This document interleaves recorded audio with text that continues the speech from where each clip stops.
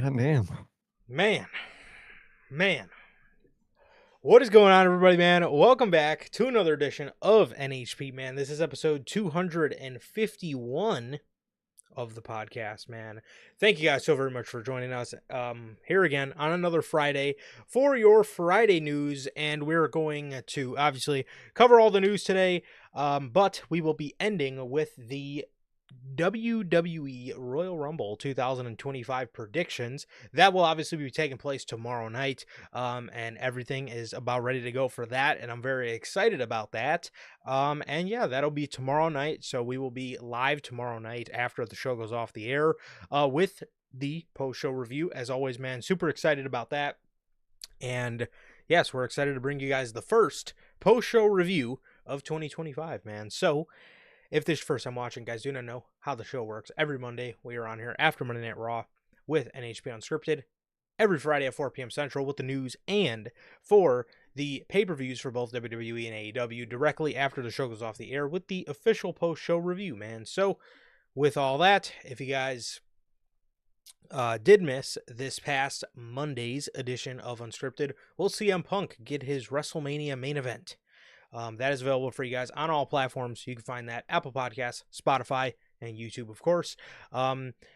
And if you guys have not got a chance to pick up some of the official NHP merchandise, you guys can now find this live on the merch shop. That is bonfire.com. Link is at the top description of this very video, where you can get this beautiful remastered edition of the NHP Next Chapter design that you see on your very screen, man. Links at the top of the description of this very video, man. That is, again, bonfire.com. Also, if this is your first time watching and you guys do not know who we are here at NHP, I am Johnny, one half of the host of this very show. And as for the other half, we got my man Sir K here. How the hell are you, bro? I'm doing good, man. I'm doing good. Just been chilling out, man. Been a pretty good week, coming off a good weekend or a great weekend into a pretty good week, man. And going into another great weekend, man. Royal Rumble. I am very excited for this show, man. I can't wait to see, how everything goes, if it lives up to the hype it's been building up to, and I fucking really hope it does. Uh, but I'm excited, dude. It's gonna be a good show no matter what, and I'm always excited for the Royal Rumble. Always one of those classic shows where you're just always excited no matter what. So I'm excited, man. Very excited. But like Durante always asks, how's life? How's the family? Life's good. Family's good. How is everybody doing in the live chat? How's everyone doing watching the replay? What about you, bro? How are you doing? I am doing good, bro. I'm doing good. Just, yeah.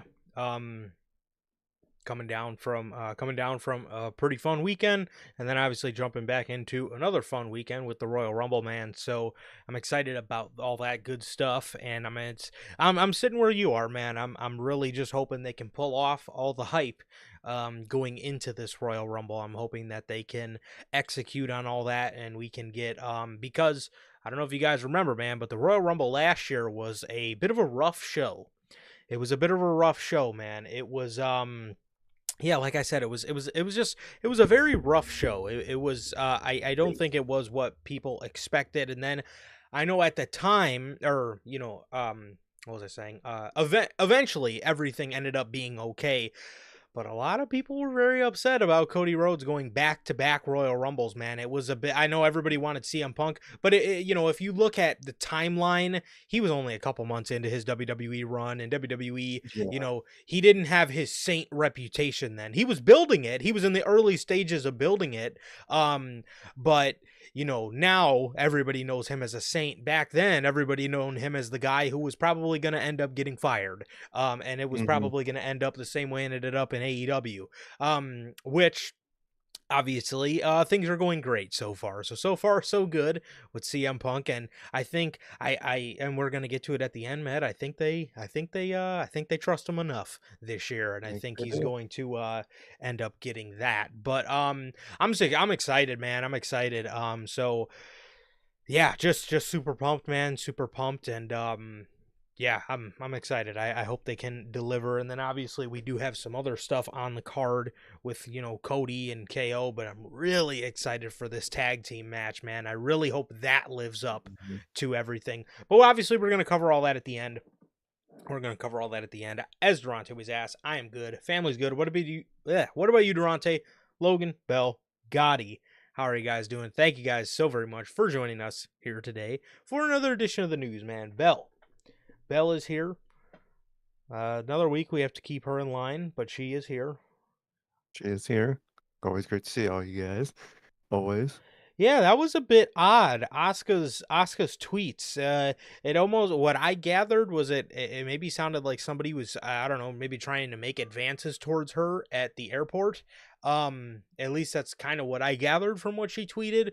Which, if that's the case, that's super scary. That's super scary. And if you're trying to make sexual advances towards Asuka, you probably should think twice, because she could It probably will kick your kill you. fucking head in. Yeah, she would absolutely kick your ass, bro. But so yeah, that was a bit weird. That was a bit weird, and definitely caught me off guard. But I know, I hope she's okay. I hope she's okay, and stuff like that. So I don't know. Oh, Oh, man, hope Gotti will be at the Rumble.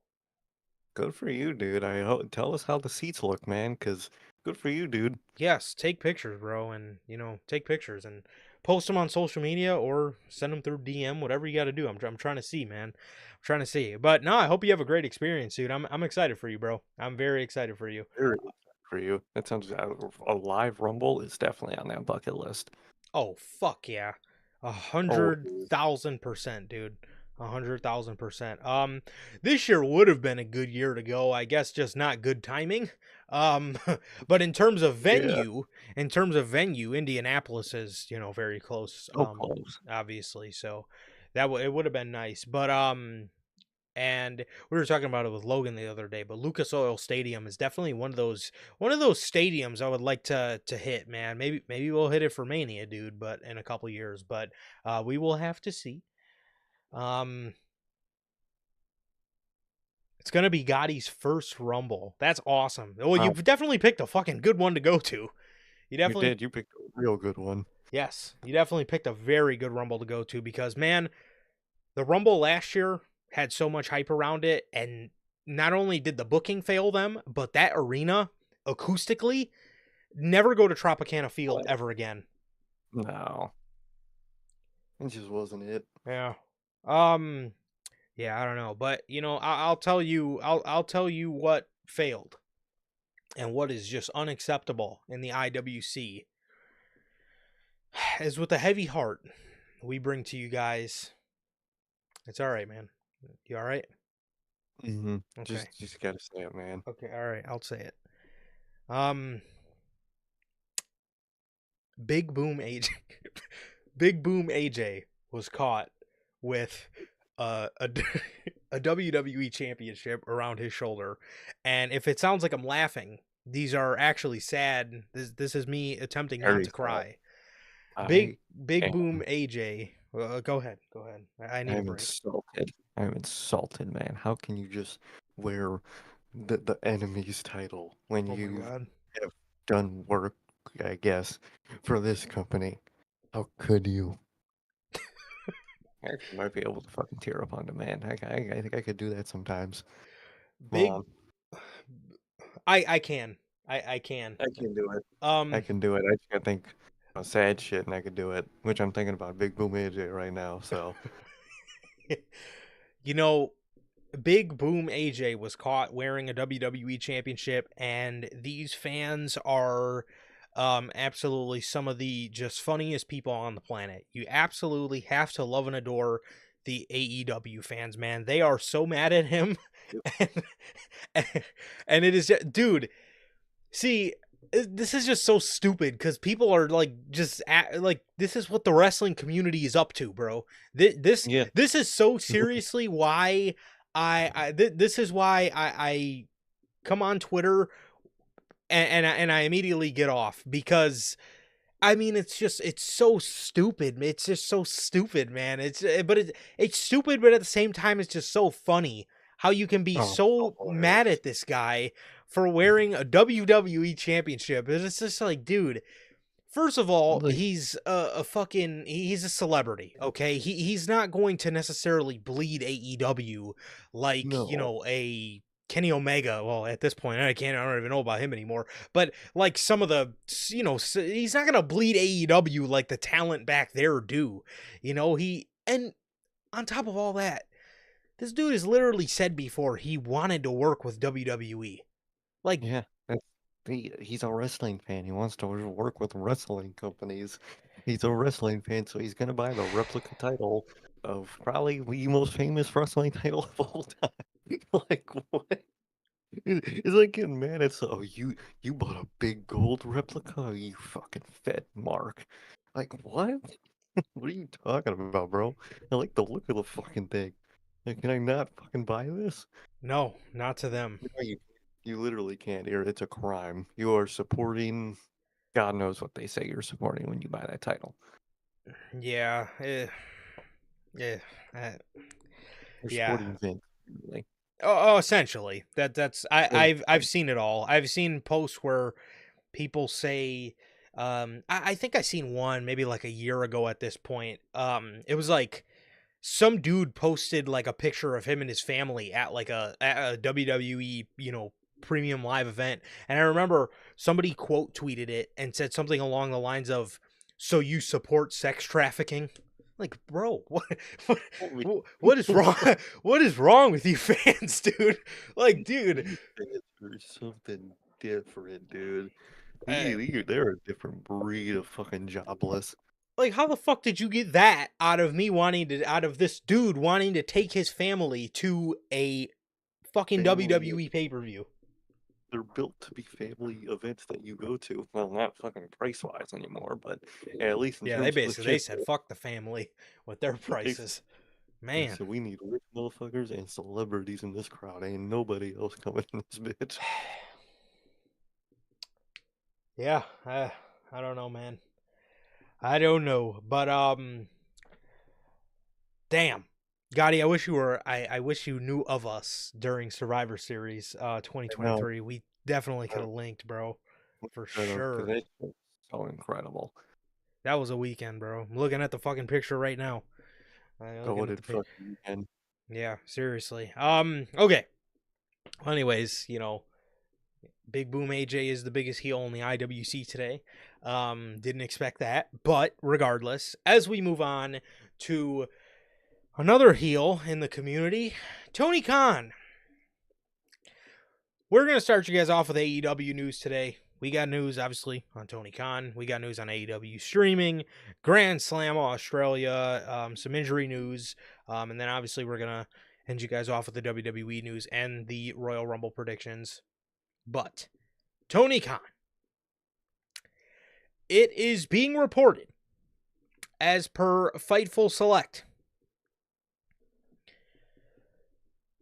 those that Fightful spoke to, this was a tweet from Sap, those that Fightful spoke to in AEW were very pumped with the execution and reaction to this past Saturday's version of Homecoming AEW Collision. It was also noted that Tony Khan has been more in the weeds creatively over the last couple of weeks. With that,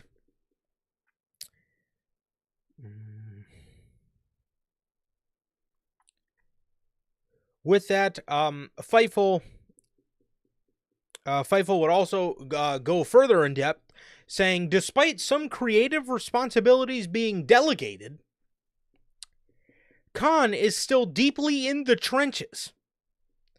Boy, is he? Uh, making sure AEW's vision stays on course. I fucking failed. The report states that he has been in the weeds creatively, ensuring every major storyline gets the attention it needs. Searching because I don't see that happening. Let me just say, I have a question. Okay. I have a question. He was pumped about the execution and reaction to Homecoming Collision. Where was this kind of story about this Wednesday's Dynamite? Yeah. Well, what about what you doing with Dynamite, buddy? So, Yeah. what I gather is when things are good, you love to raise your hand and take all the credit, but we didn't hear any story about AEW being pumped about Dynamite this past Wednesday. And why is that, you may ask? Well, guys, if you haven't seen Dynamite, you missed nothing because the Yeah. show fucking sucked again. It was it was so boring and just it happened. Like that's what I could tell you. It happened. You know, Bell Bell says we need to Yeah, remind her where have we heard that before? man, that's Sounds a very familiar. familiar sounding phrase. In the weeds. Hmm. Mm. Hmm. It almost brings me back to right before WrestleMania 39 when it was Yeah. reported that what's that guy's name? Um. Oh, Vince McMahon was Oh in the yeah. weeds, Hmm. fucking everything up. And then that year, what ended up happening? Bobby Lashley, I think, was snubbed from WrestleMania. LA Knight that year was snubbed from WrestleMania. Um, Omos, right, got a Mania match that year against Brock. You know, Vince was in the weeds and just fucking everything up. Tony, where are you to gloat about your dynamites every week? Why is it you have a good collision and now these kind of reports are coming out that you're pumped and the execution was on point and you're keeping AEW's vision in line, which I'm going to get to that in a second, but where are your reports like this? This tells Yeah. me again okay, it's almost like this tells me you're doing a group project, and when the group project is horrible and the group does a horrible job, even though the group in this situation is Tony Khan, just him, you don't put your name at the top of the paper. But when the group turns in a project that is fucking tremendous with all the details and lists everything clear as day, now you want to put your name on the fucking project. That's what that Mm-hmm. sounds like to me because and two, what are you excited for? What are you excited for, man? I mean, this is this brings me back to those episodes of fucking Jerry Springer where the baby mama had no baby daddy, and then the one dude who thought he was the baby daddy is sad because the kid's Oh, not his, and they're cheering. those would be the sad, bro. Him and Maury, bro. Those just would be the saddest episodes. That's what Dynamite feels like every week. I Yeah, got that same feeling in my soul. Pure disappointment and sadness. and then the fucking judge, the judge is like, "Yo, what are you cheering for? You don't got no fucking baby daddy. He wanted to be the baby daddy." And Now you're over here marking out, and this man's just sad as hell. you're cheering. You had one good show. Sit the fuck down. How about you book more good shows and then you can stand up and cheer? Mm-hmm. I mean, come on, dude. This is amateur ass shit. I mean, are we really to this point, bro? Are we really to this point, Tony? You're hype over one AEW collision. What about all the collisions before the homecoming collision? Where was Yeah. this report then? Where I was the mean, hype then? I don't get it, bro. I don't get it. And then what Tony Khan is deep in the trenches making sure AEW's vision stays on course. And failing at that fucking job, the whole show feels off course. Random people are being interjected into this. You have Jeff Jarrett running around. Dude, no, it's fucked. It's a circus. What do you mean? If this is your vision, then you cannot blame people for questioning what the hell this company has become. Exactly. Because, You, good God, you need to see the fucking eye doctor.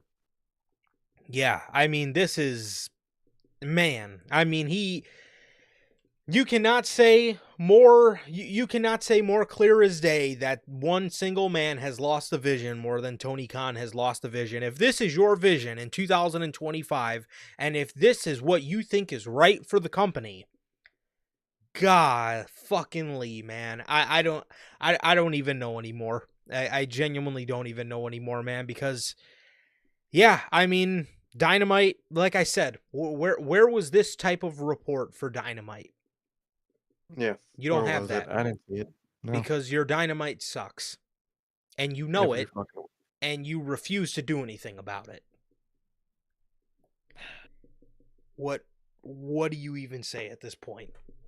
But I mean, you want to gloat about the first collision people are talking about since probably your Hammerstein show in a month, which before the Hammerstein show, people didn't talk about collision. I can't even remember the last collision people talked about before the Oh, Hammerstein show. You do that, you have a good week of collision, and we're seeing a report like this. Are you kidding me, Tony? Are you here's, fucking kidding me? You he had did one good episode. Give me He a had break. one good episode, and then he did it. That means everything's good. We're okay again. Are we back? Question mark tweet. Fucking kill me. And then Bella asked, think he'll repeat the statement after Collision this week? You know, with the Rumble tomorrow? No, he'll be dead fucking silent about this Collision, and then the next Collision he'll say something about. Yeah, that's It's 100% more. what's going to happen. I don't think anybody is going to be pumped or anybody is going to be excited about the execution and the vision of AEW when they get slaughtered because the Royal Rumble is on tomorrow. So, Literally. you know that's not going to happen, but this what do you even say at this point other than this guy is so delusional, it is going to it is going to fail his company. It Mhm. genuinely is, that is just ridiculous to say, man, because this company has all the fucking tools and they have all the pieces of the puzzle sitting on the table. He just fucking refuses to put it together.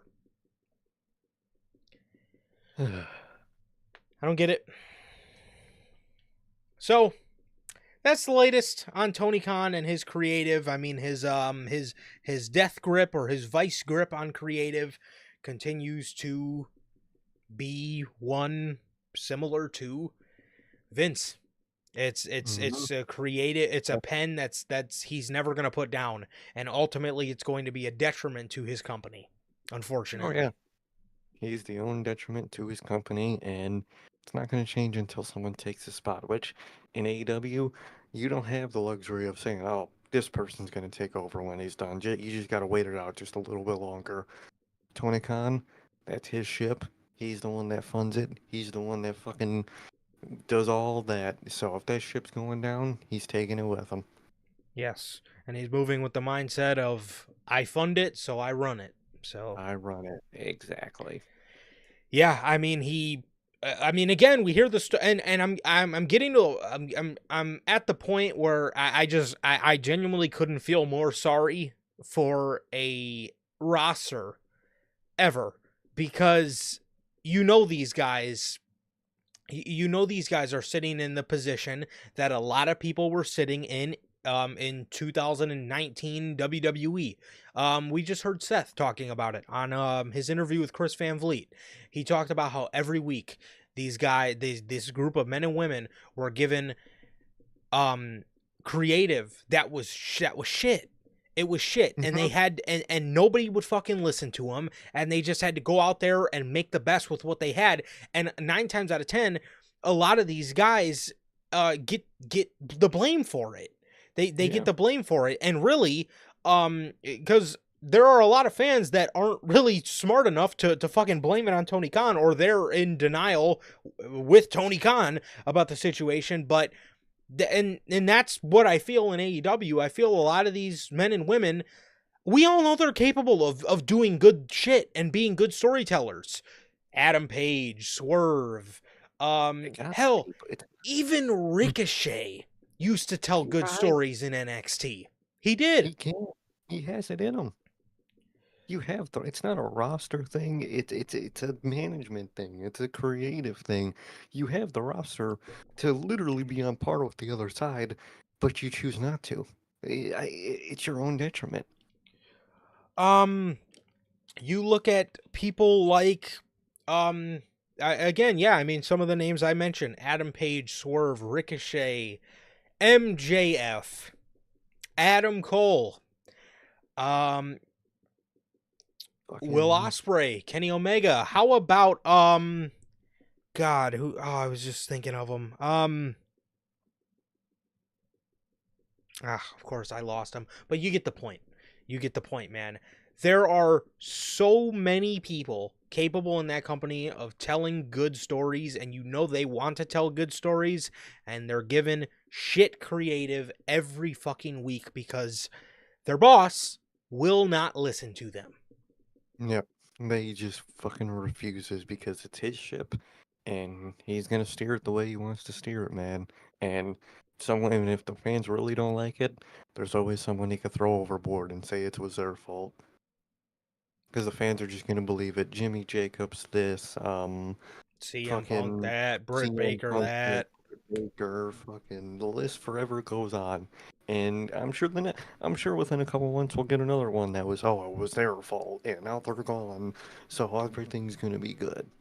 People were fucking blaming Matt Jackson's wife. Yep, for the merch, Matt. and it's fucking worse since she left. Good Lord. Yep. So, yeah, that's the latest, which nothing has changed, but that is the latest of Tony Khan's attempt to stand at the top of the hill and proclaim his dominance because there was one good episode of Collision. Great. This company is fucked. They really are. Speaking of AEW and their decisions, according to WrestleNomics, Amazon Prime Video will likely be added to the list of digital pay-per-view carriers for AEW in 2025. When it goes into effect, fans can expect to purchase AEW pay-per-views in the US, Canada, and the UK. How are you feeling about this, man? How are you feeling about another AEW platform that is going to be platforming their pay-per-views before the announcement of AEW pay-per-views coming to Max? Literally, there was no point to the Max deal at this point. We waited since that company's fucking creation for that Max deal, for to get pay-per-views there, to get their catalog there, all that shit. And the catalog part is still nice. Yeah. I mean, they're gonna do that slowly update shit, but to be honest, with any streaming platform, that's expected nowadays. I'm not even really tripping about that. Mm-hmm. That is genuinely probably more of a Max thing than them. But it's just. What what's the point of the Max deal? The whole point was okay, ease of pay-per-views, easy to watch, and you would think, with the discount or whatever, you get them on Max. Okay, cool. And now they're also going to be on Amazon Prime. So will Amazon Prime discount it to where it matches? Oh wait, yeah, you have to have Amazon Prime to get, Yeah. their streaming Amazon Prime. So you do have to pay a lot, actually. So I would hope it's a bigger fucking discount on Prime, but who knows? No details on that. It's just, y- I get what they're doing, and it does make sense, but like, holy shit, man. To be honest, that's the whole problem with all the streaming shit nowadays. Let one platform do that one thing, and that's it. That's why streaming took off. That's why Netflix took off, because it had everything. And now you got to go to this to watch this. This one has this show, but this other one is season 2, and now it's bleeding into wrestling, where if you want to watch this show, you got to open this one. But if you want to go back and watch this, it's just so frustrating, and it just makes the Max deal that we waited years for pointless to this day, man. But what do you think about this whole Amazon thing going on? I remember when Tony Khan announced the big announcement that was him purchasing Ring of Honor. Um, Everybody thought it was going to be a Max deal. We've been waiting for it, and that was in early 2022. We've been waiting for Max for longer than that. Mm-hmm. Literally Even since like the first year of the company, we expected it. yes, and you're adding again another list of pay-per-view carriers, and you have yet to announce pay-per-views being on your main carrier. Again, like Sir K just said, what was the point of the Max deal? I What's the mean, point of waiting? other than the catalog. I mean, the Yeah. catalog is great because I can go back and watch AEW that I actually fucking enjoyed. But I mean, other than that, I mean, really, what was? I mean, it's not even like Dynamite's exclusive to there. Dynamite is simulcasted. So For okay. what exactly was the point of the fucking Max deal? I couldn't fucking tell you. Meanwhile, you are having so much trouble with Grand Slam Australia and when it airs, when you have a Max deal that you can air it live on, and you don't even do that. I Or you mean, don't gotta worry about the fucking NBA game because you can just air it on Max at the normal start time. If I would do the live start time of Australia, and boom, easy, no problem there. But they're just not doing that. I would too, because if you don't want to be spoiled for Grand Slam Australia, you will have to stay off Twitter all day or stay off Yeah, any social media all day. for Which, 21 hours. yes, which for a lot of you is damn near impossible. So Mm-hmm. I I don't understand this, but we're gonna get to Grand Slam in a second. But as far as AEW going to Amazon Prime, I mean, I mean, I can appreciate them, wanting to distribute to as much people. I know they do Fight TV and Triller and YouTube and all these other places, and now you're adding Amazon Prime to that. When are you gonna announce it for Max? I mean, what? Again, I just ask, what was the point of the Max deal? Right. Exactly. It's just pointless. It just feels pointless. So I don't understand it, man. I really don't understand it, but yeah, I mean it remains to be seen when it will be added on Amazon Prime Video if it does. But we'll definitely keep you guys updated on that. Um Speaking of Grand Slam Australia, TNT posted their official schedule for February 15th, and Grand Slam Australia, which isn't even on the TV carrier their program.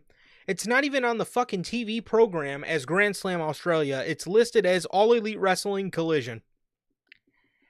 And and NBA All-Star Weekend will start at 8 o'clock, and it will go for 2 hours or 2.5 hours, and it will end at 10:30, which AEW Grand Slam Australia will be on at 10:30. I'm not an NBA fan, so I gotta ask you: is the All-Star Games always on that date every year, or does it move? Uh I want to say, I know it's in February every year. Okay. I can go ahead and look. Let's see. Because if it moves by the year, then okay, you just happen to pick the wrong date. But if it's always that fucking date, why would you choose that? That's what I want to confirm right now, because that's what got me thinking. Because I wouldn't Okay. know. Let me go back a couple years. Okay.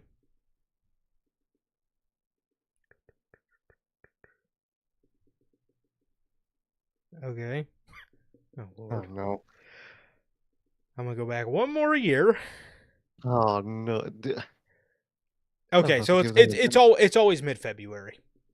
Okay, so you choose to do an event mid-February where you fucking usually work on the network that the NBA works on, and you choose what's around the same time as one of their biggest things. Correct. Uh, Correct. And dude, they're the NBA. Of course, they're gonna prioritize them. They've been doing. That's why Dynamite moved to fucking TBS because they fucking prioritized NBA, obviously. So why are you? I don't know. Why can't it be on TBS? I'm sorry, I don't know the logistics to behind their Warner Brothers deal, but like, it cannot be that difficult to move it to TBS for that night. I don't understand any of this.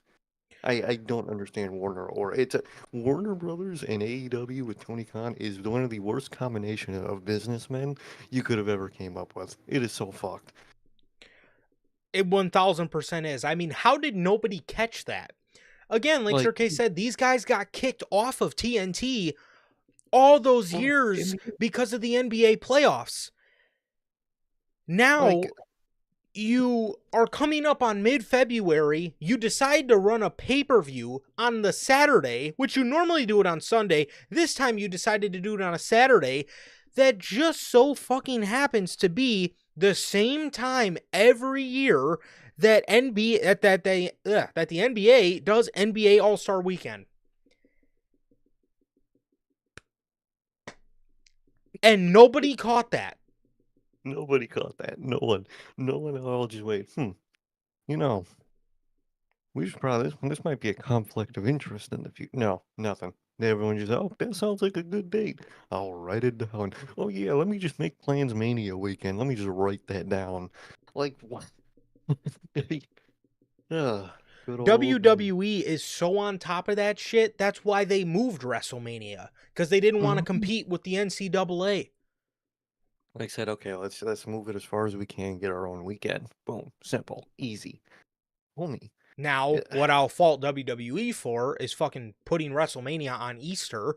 But yeah, that's stupid, but if anything, I would just take the hit and move it 1 week up in April. But I yeah, swear, usually Easter is around beginning of April normally. I thought it was, to be honest. So, But either way, they should have caught that. I mean, come on. I mean, seriously. oh, Um, no, well, I don't think either Warner Bros. Or TKO or TK owns a fucking schedule. I don't know. Think either of them know how to read one of those things. at this point you guys are both correct, and what they need is one of those do you remember in the beginning of the school year when we were in elementary school when they would give us those fucking planners Or for the whole math. year? I would They, never. It would just stay in my bag and just accumulate with the pile of papers that was my backpack. I was Tony Khan in high school. That's Tony Khan. He's me in high school, and it comes to fucking paper organization. Just man, shoves it in a fucking bag and forgets about it. good lord, dude. I mean, I think that's what we need to fucking get the guy at this point, a Oh fucking yeah, planner. simple little planner, laminated, everything. Boom. I could write down all the holidays for him. I could write down who the fuck is employed. I could write down a bunch of shit for him. It'll be great. But Yeah, well, writing down the holiday weekends, it might be a bad thing. He'll be like, "Oh, that's a perfect weekend to do every one of these pay-per-views." yeah, that's a good point. Yeah, I'm not gonna write down the holiday. I'll, He's got, I'll just give him the pay-per-view dates. I'll make them for him. I got him. yeah, he's got to run on his bank holidays. When people have to phone. Okay. We good old Tony Khan. Yeah, so that is the latest on that. That is the latest on Grand Slam Australia, man. So it looks like we are looking at a. Let's see. Well, if it's filmed around 2 in the morning, mm,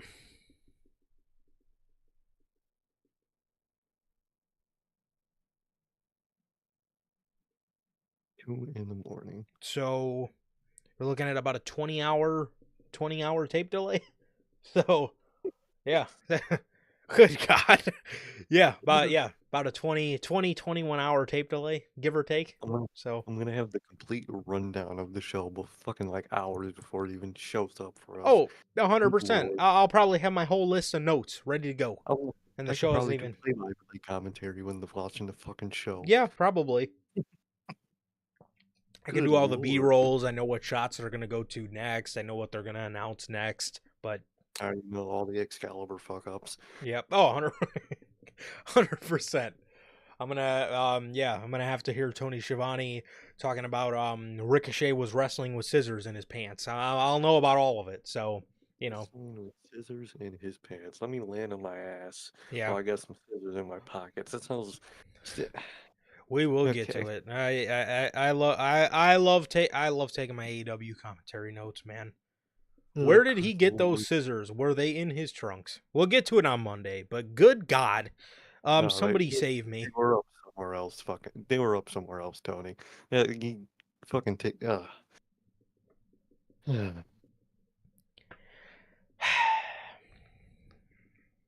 Ryan Nemeth. Why does this just keep getting worse? I mean, what, Ryan Nemeth's recent AEW complaint about alleged abuse has yet to be resolved. Well,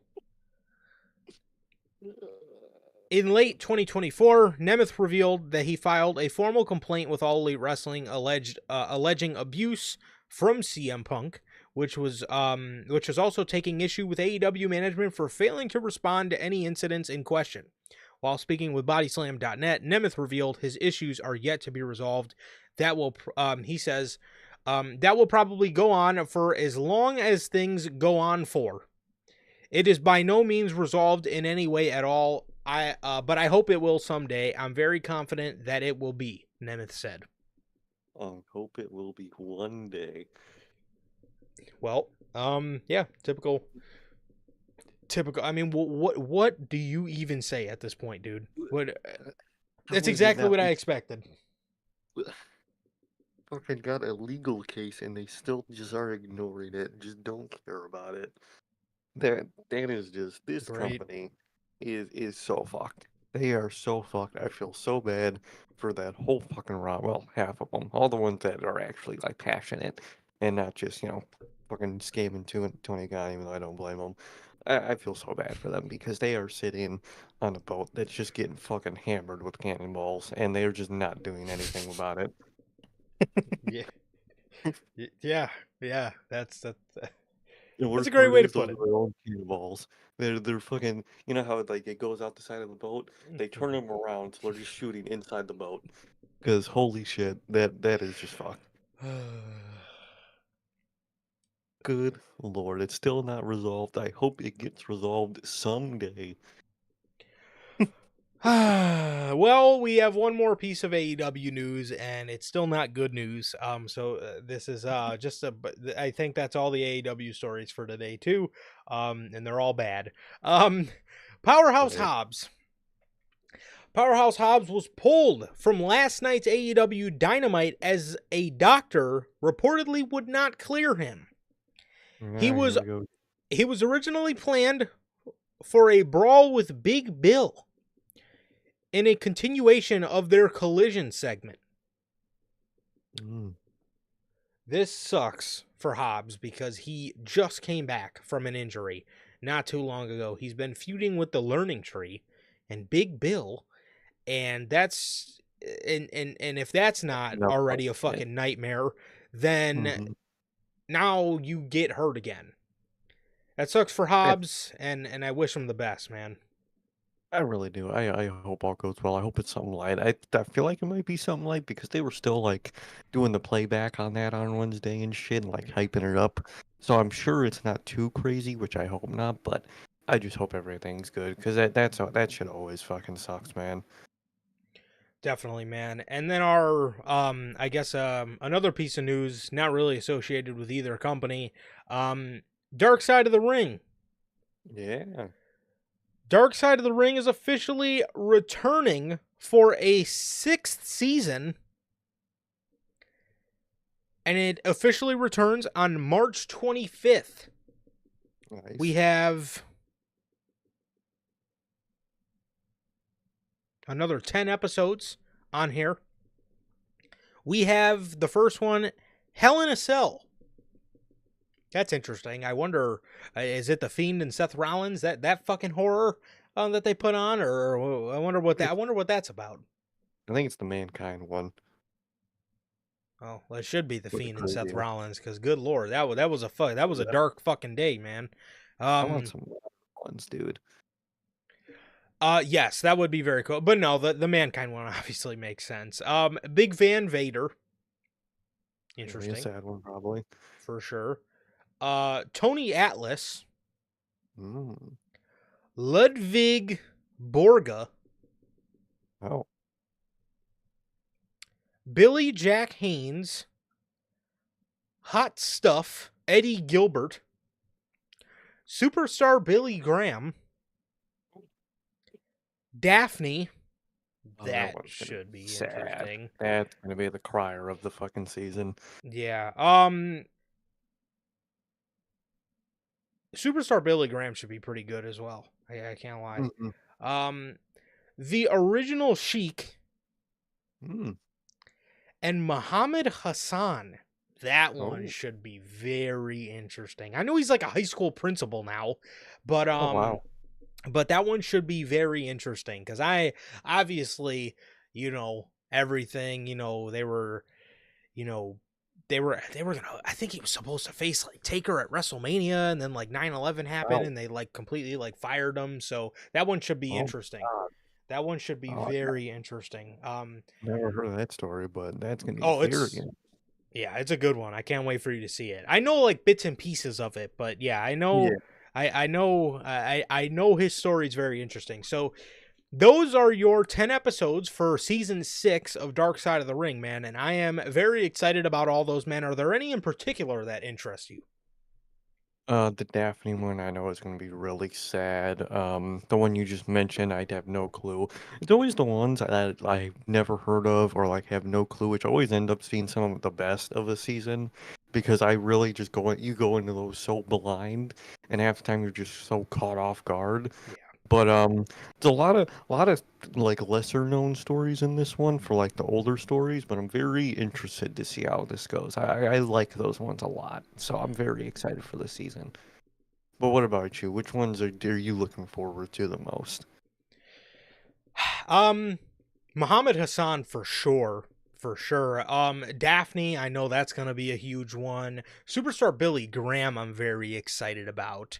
Um, and Vader and Hell in a Cell are the other two ones that stick out to me. Although not taking anything away from like Tony Atlas or Ludwig Borga, uh, Billy Jack Haynes, or Hot Stuff Eddie Gilbert or the original Sheik. You can never take away any from those because those are always some of the most interesting ones. The ones where you're like, I have no idea. I'm just watching this blind. Those are some of the best.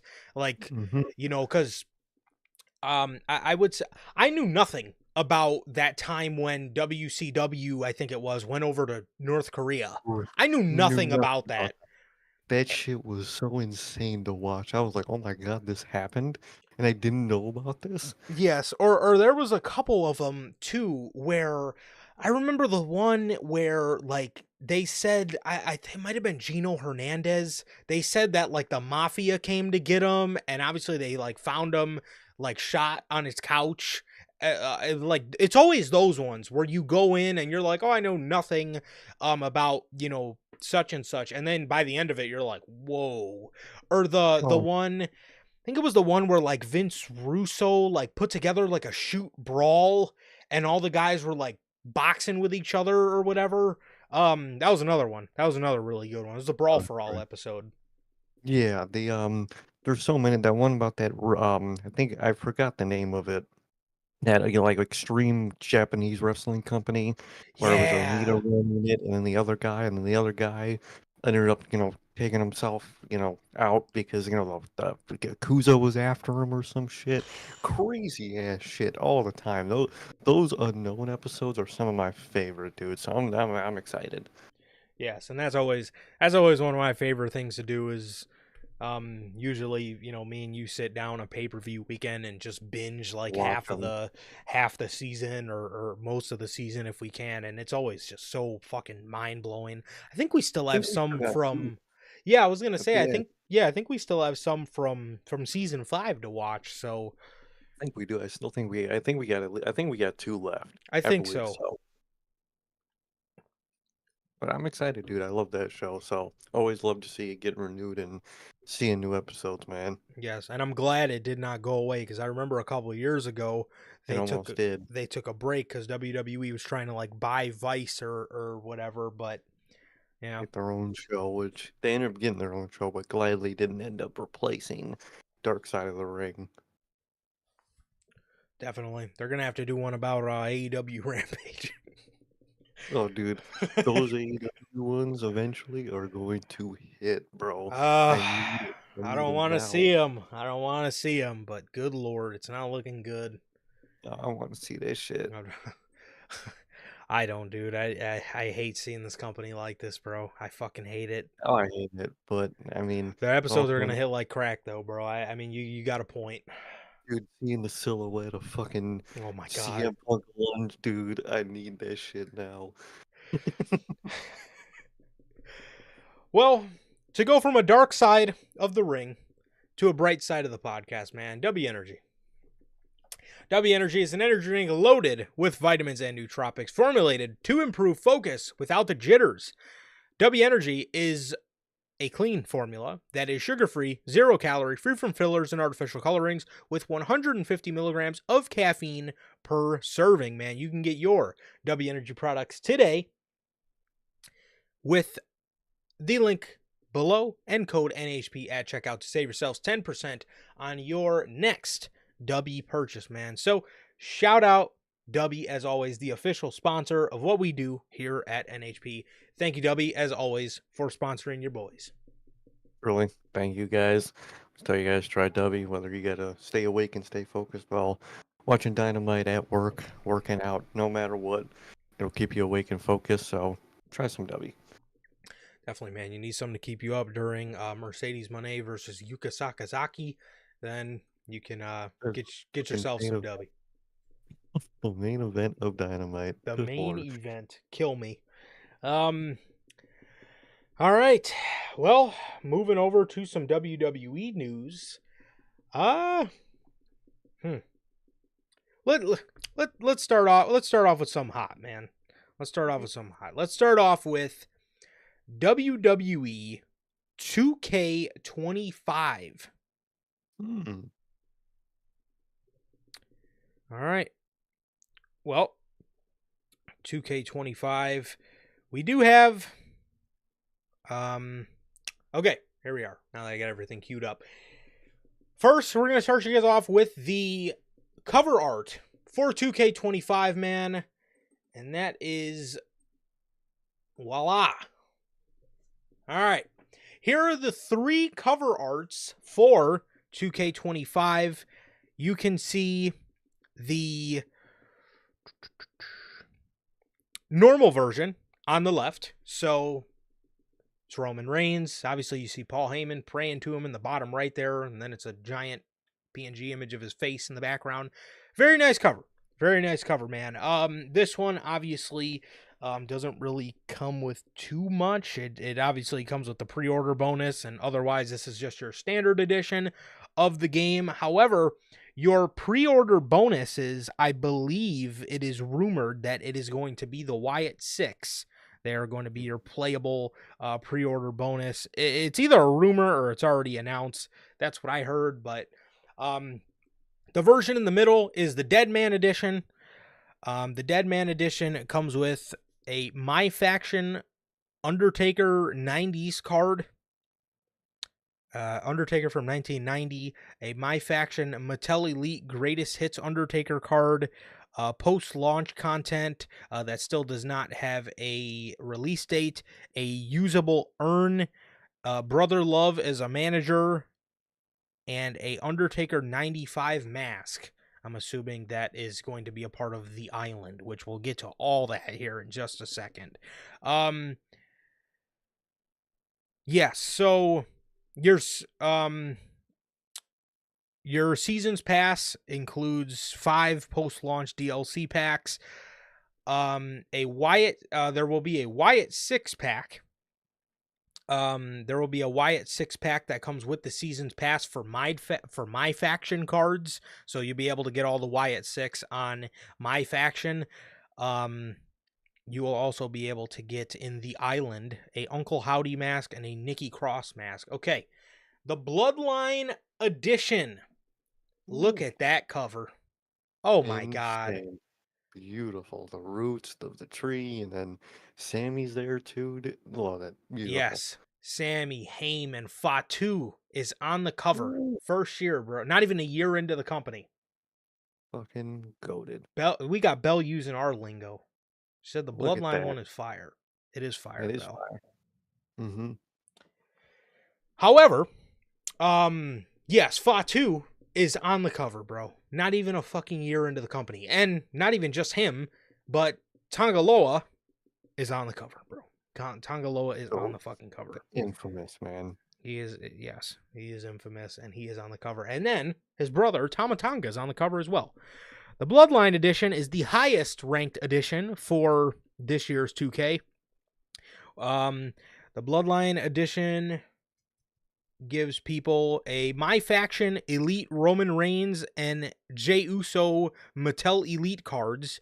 And then as far as the island goes, you get a Family Above All hoodie. I wish I grabbed that hoodie. I hate how Fnatic works. It's a different story for a different day. A OTC shirt, a Yeet tank top, and Yeet sunglasses.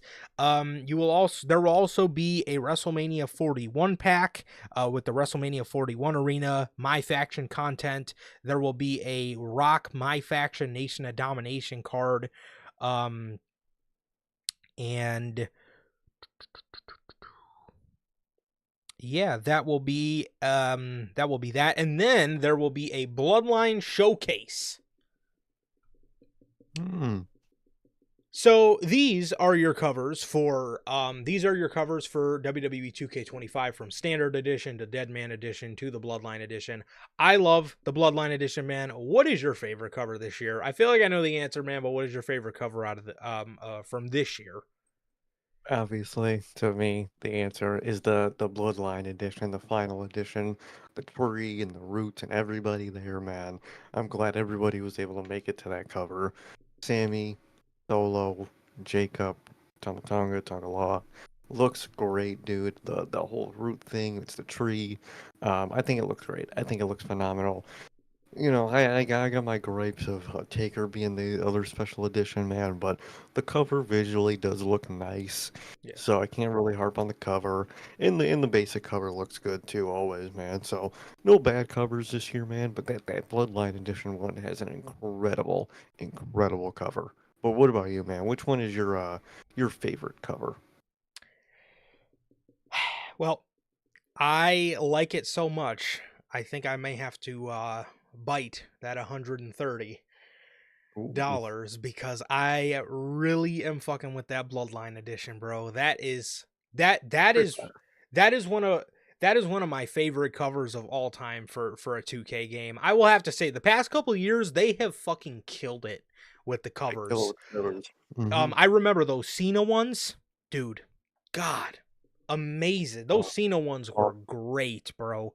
Those Cena dude. ones were great, and the ones last year were great too. The Cody one, and then the Rhea Ripley one, and the Rhea and Bianca one, and then the What's the uh third one the last year? I forgot. WrestleMania version. It was great. It was really I great. Being that the Wyatt Six seemed to be a big part of this year, I don't of this year's game, being that they're the pre-order bonus. I don't know why that Deadman edition wasn't like a Wyatt Six edition. I think they would have Or made for a fucking awesome cover. or even just like a Wyatt edition, just do him like half, Yeah. you know, cult leader, half like fiend. You could do all that shit. You could do so much, and then have them be in there as one of the pre-order bonuses. You could do different versions of him, unless they're saving that for a different showcase of a different game, which they could very well be saving them for. That's what I was thinking. That's why I was thinking Wyatt 6, because I figured you Yeah, would save the Wyatt version with the Wyatt showcase for when you do that. for when he can be that main version. But I love that Bloodline one so much. I think I'm probably gonna end up biting the bullet on that one eventually. I'll probably wait till it goes on sale. But I'll say Yeah, this. But I'll say this. The Bloodline showcase is interesting to me because the Bloodline story is still going. So still very I going. don't I don't know why they didn't maybe wait and do that one a couple years from now, and like I said, do like the Bray Wyatt now, because unfortunately there will be no more moments onto Bray Wyatt's career himself. So I don't know why you didn't just do that. I don't know why you didn't do that, but yeah, I mean, I didn't quite understand that. However, some of the news around Showcase is very, very cool and very interesting. So, according to 2K, we will not be getting slingshot showcase mode where you're bouncing between real footage and game footage. All the cutscenes are going to be in game, which is God. I Yes. need Now I can see Jacob Fatu debut in fucking in game. game. That is going to be Um, sick. That's gonna be so great, dude. Unless, you mentioned, the story's ongoing. Unless throughout the year, up until the next game, they update showcase mode and occasionally add more to it as, the story grows. Maybe this is the year they could experiment with that. Could be. Could I would like that. could very well be the case. But so 2K Games has revealed the first gameplay details for WWE 2K25 ahead of its release. Later this year, the upcoming wrestling installment will add new features like intergender matches. Wow, awesome, We're gonna have the Penta and Neo matching game. That's about to go dude. We crazy. really can, bro. New superstars, obviously. Two new game modes in addition to the usual gameplay and visual improvements. Here is everything new for this year. 2K is adding intergender matches, like I said. We will be getting two new match types, such as the NXT Underground match, which is an extreme mode with no ropes around the ring, with a special focus on action you'd see in an MMA match, as well as Bloodline rules, similar to an Extreme Rules match. It will focus more on run-ins.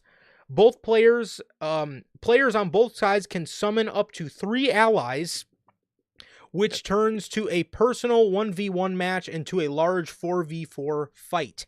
WWE is introduced. What were you saying? Oh, I was just reacting. Go ahead. Yeah.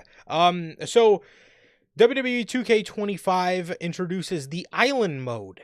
The Island explained. The Island is a new mode coming to WWE 2K25, which lets players create custom wrestlers and explore the island with plenty of quests. Similar to NBA 2K25 City mode, bringing a pinch of open world exploration on the gameplay. On the island, players can progress through a storyline, take on multiple side quests, and challenge other players online in multiplayer brawls. How are you feeling about the island? The island part, I really just don't care about. I get it's a way to probably easier get like other shit to do, like the side quest they mentioned and going through the main story.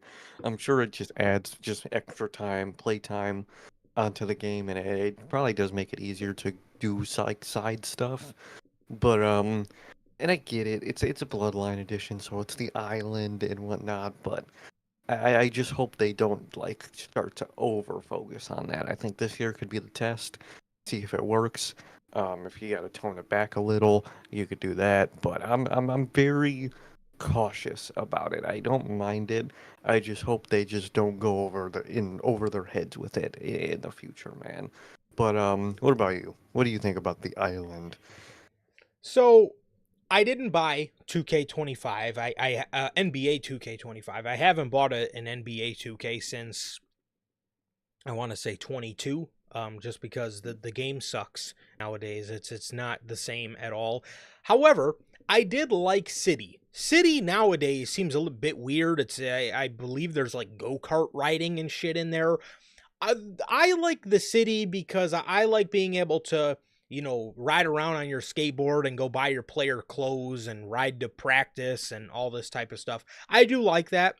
I do like that. So I'll obviously be giving this. I'll give it a chance. I'll see what people say about it and what people think about it, and then obviously, when I end up getting the game, I will garner my own opinion on it. But it sounds interesting. I hope they don't just overdo it to the point where a lot of people's complaints about 2K is that all they focus on is this stupid city, and people want the game to be better, and all they focus on is that. That's what I hear from a lot of people that used to play NBA 2K. So I hope this doesn't become a problem in WWE, but it's in the WWE games. But I mean, I'll be interested to see it, man. So Very. the 2K25 Bloodline Showcase mode, hardcore wrestling fans know the importance and influence of the Bloodline saga, and they will be able to recreate iconic matches from the same in this year's game. The Bloodline Showcase mode will let players recreate matches from players like Yokozuna and The Rock. It's not just about recreating history, but it's also about changing it. Players can create what-if scenarios based on different results from these matches. That's cool. Hmm. That's cool. I like that. The what if system. That's Yeah. a cool. I like how they added it into Showcase, but I think they could also in the future maybe make that a separate mode where you could go through your own story what ifs.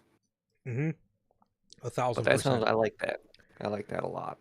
The Bloodline Showcase mode is adding new playable members, including Jacob Fatu, Tamatanga, and Tangaloa. The mode will be narrated by Paul the Wise Man Heyman. Hey. Fans of the late Bray Wyatt can take solace in the fact that WWE 2K25 will feature the Wyatt 6, a new faction as a pre-order bonus for all editions. Well, okay, that has nothing to do with It's just showcase mode, but normal, okay, like seamless plug, I guess. Wyatt 6. ooh, Okay, there you have it. Wyatt 6 will be the pre-order bonus. normal roster members. Yeah, you guys should be excited they're in the game. Like I would fucking hope so. But okay, I, thanks. that was some of my favorite shit from like 2K20 or 2K17, where they would like make a post. John Cena confirmed for 2K17. Like, no shit. Like, would Fucking hope so. Thanks. this is People play one it. I specifically have my eyebrows raised for. Mm. 2K25 My GM. My GM mode is finally getting multiplayer support. So players can compete against each other. They can show their managerial prowesses. The limit is up to 4 players in a single session. And the mode has also been expanded to add more players and cross-branded shows. As for My Rise, the story will be singular thanks to the inclusion of intergender matches. Players will be able to focus on fighting or helping Bayley or Kevin Owens from taking over NXT. Okay. So, That's great. yeah, so that is basically all the new news that we have for 2K, man. And I'm going to show you guys the cover arts one more time. Here are your cover arts for 2K25. On the left, you got the standard edition with Roman Reigns. The middle, you got the Dead Man edition with The Undertaker. And on the right, you have the Bloodline edition featuring the Bloodline, both versions of the Bloodline. So, yeah, these are your covers, man. And like I said, I am specifically excited for My GM. I just hope My GM does not end up how it always has. But I will say one thing that could have saved the mode since it came back in 2K22 was being able to play with your fucking friends. However, I'll Mhm. say this. If I put 2 guys in a fucking match and they get a half a star and they're superb talents, my head's going to explode.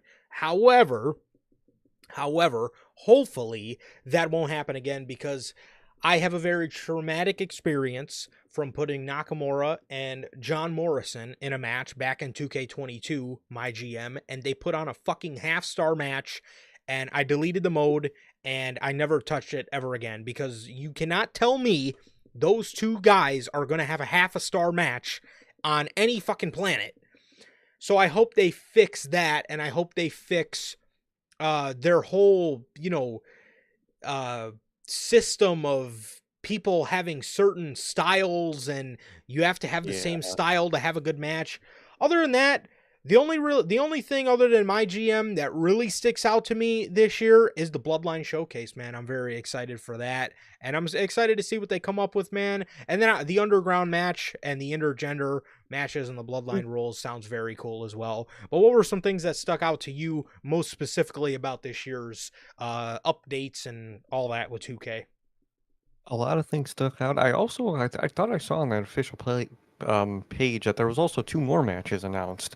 The Fight Pit and then the that I always forget the fucking name of that new NXT match, the Deadline. I think they also announced those 2 matches for the game.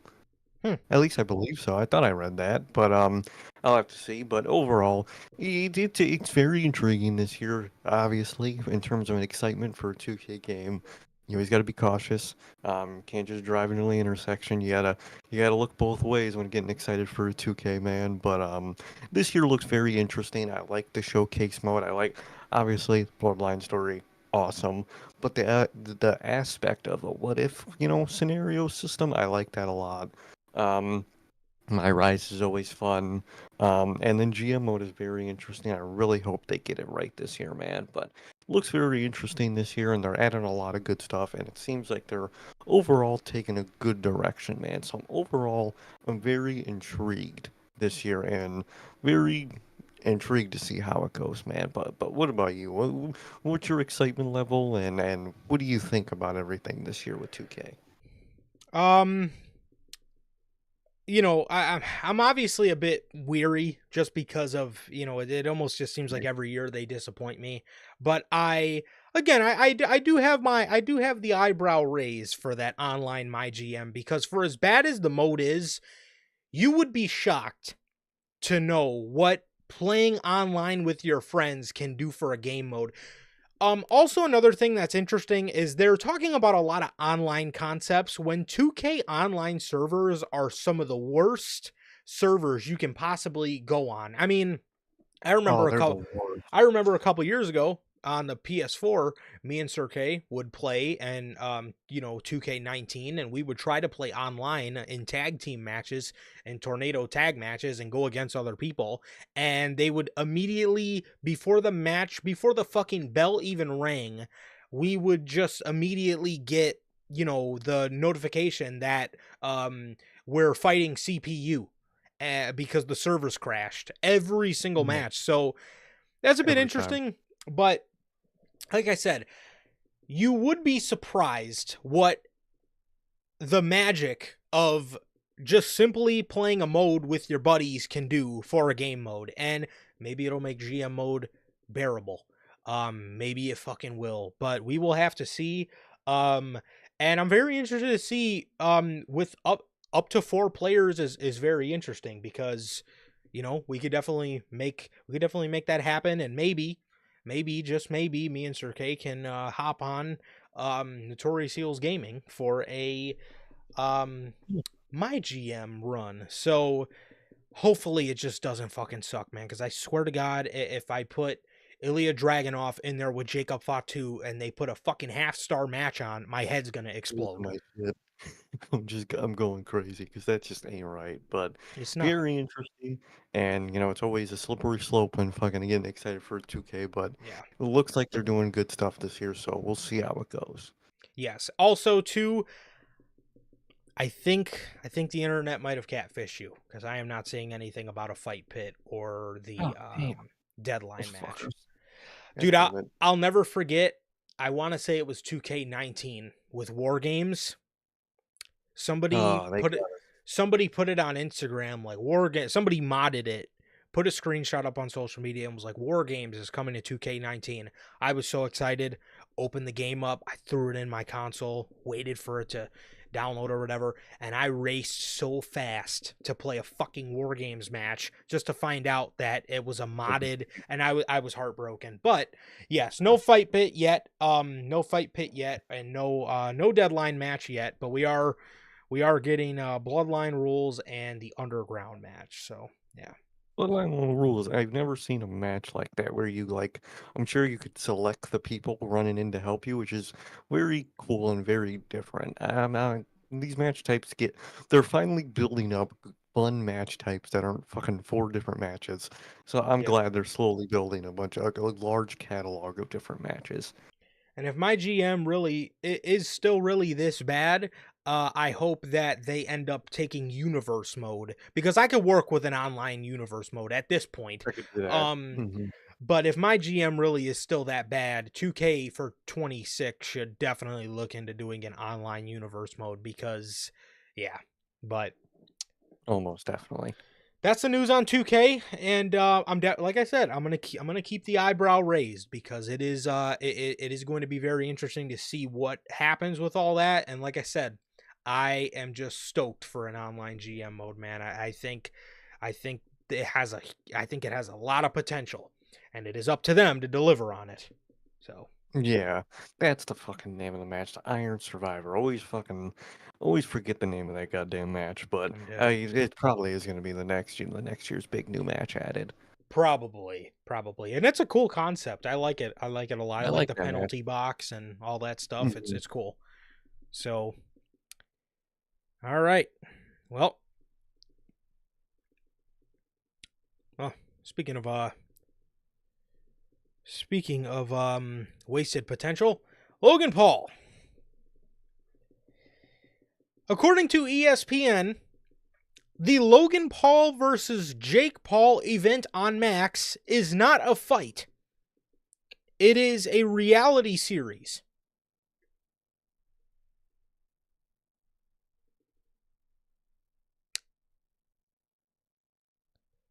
Excuse me, but wasn't this fucking guy just on Monday Night Raw a couple weeks ago in a vignette saying no more side hustles, full-time WWE superstar? Remember that? And also, has this guy not been saying for the better part of the entirety of 2024 that in 2025 he told Triple H he wants to be a workhorse? A workhorse. Geez, you're really showing me your work ethic for showing up to be a workhorse in the wrestling business. And Yeah, look, you're gonna go. Hmm. I I legitimately decided to give Logan a chance. Okay, a lot of people laughed at him for saying that, he was going to be a workhorse. I took a step back. I said, you know what? I'm going to see what he does. And right out of the gate, dude, we're in January and you are already announcing your side hustles. Already. Fucking doing Nice. total divas with his fucking brother. Thanks, dude. Thanks. No more side hustles, my ass. Yeah, I mean, okay. Well, the Logan Paul and Jake Paul fight is not happening. It's going to be a reality series. And yeah, I mean, that just shows you how serious Logan Paul is taking his WWE gig, which honestly, one of our good buddies had said this a while ago. The only reason I feel he's even, saying that is saying the whole workhorse thing is because I think he genuinely believes that WWE would put a world Mm. title on him, and I just don't see Triple H doing that. No, I don't think they would trust him. I mean, first of all, his U.S. title run was horrid. That was one of the worst title runs I've ever seen. It was just next to him on his fucking podcast, and that was it, man. But yeah, I do not see with them ever putting a world title on that man.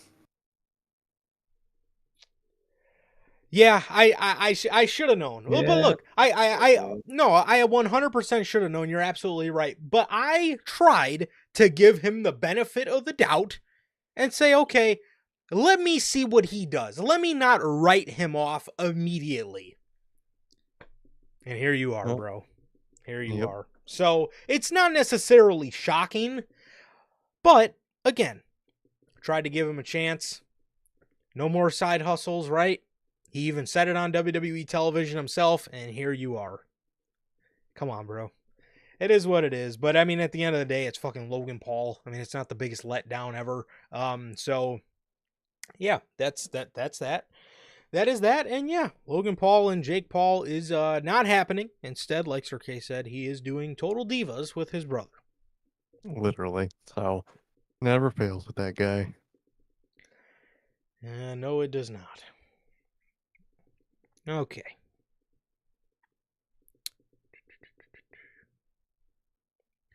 We have some I guess news going into WrestleMania season. Starting off with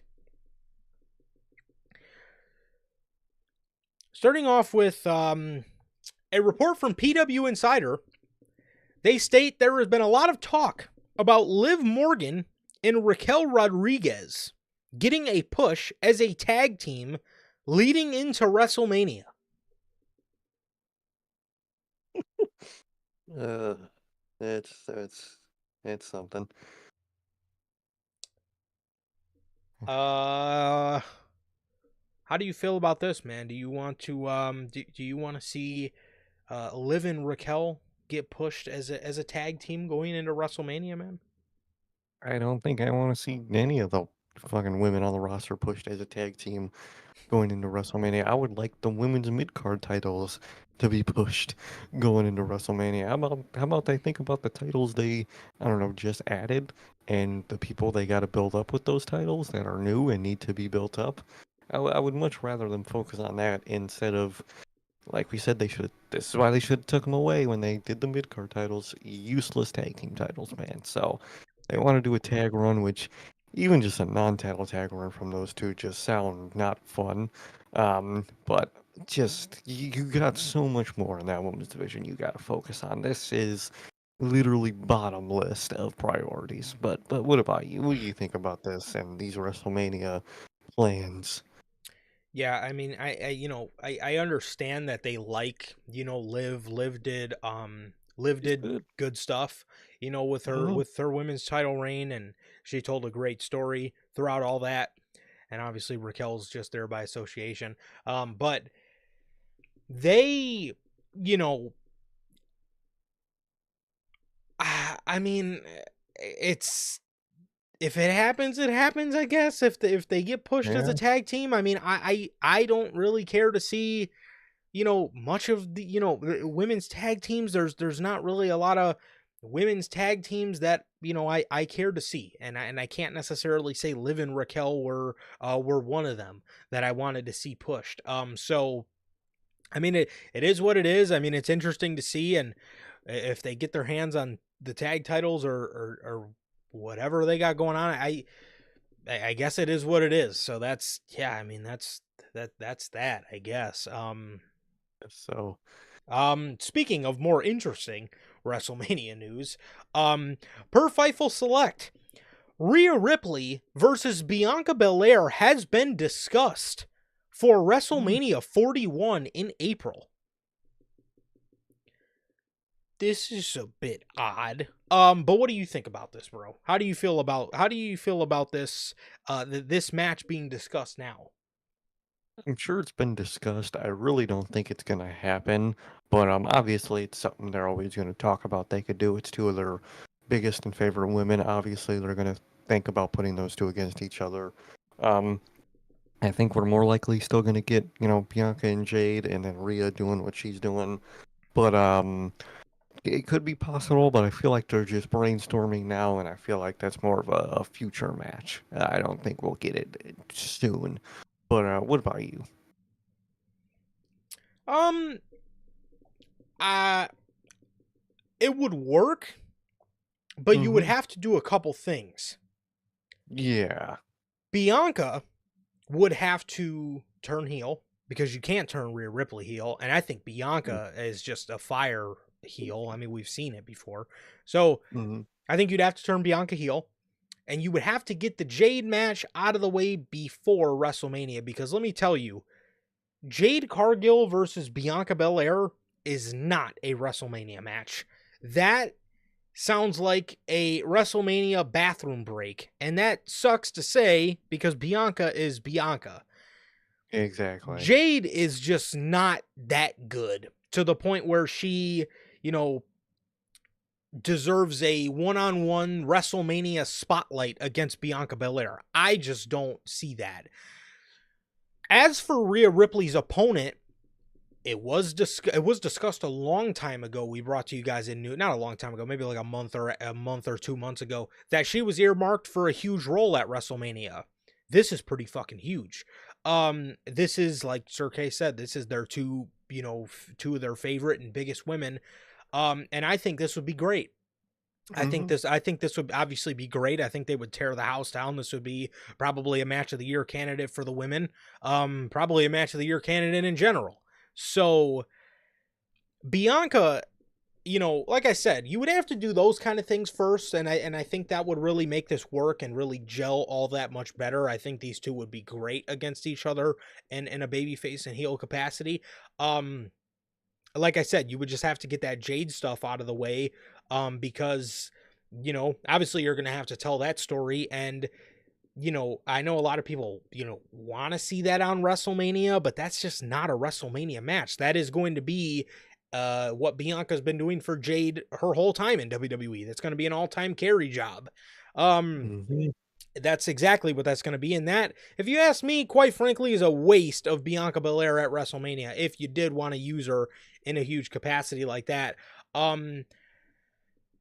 But it is very interesting, man, because, now that we're hearing this, about Bianca, who else really, if you think about it, is there to face her?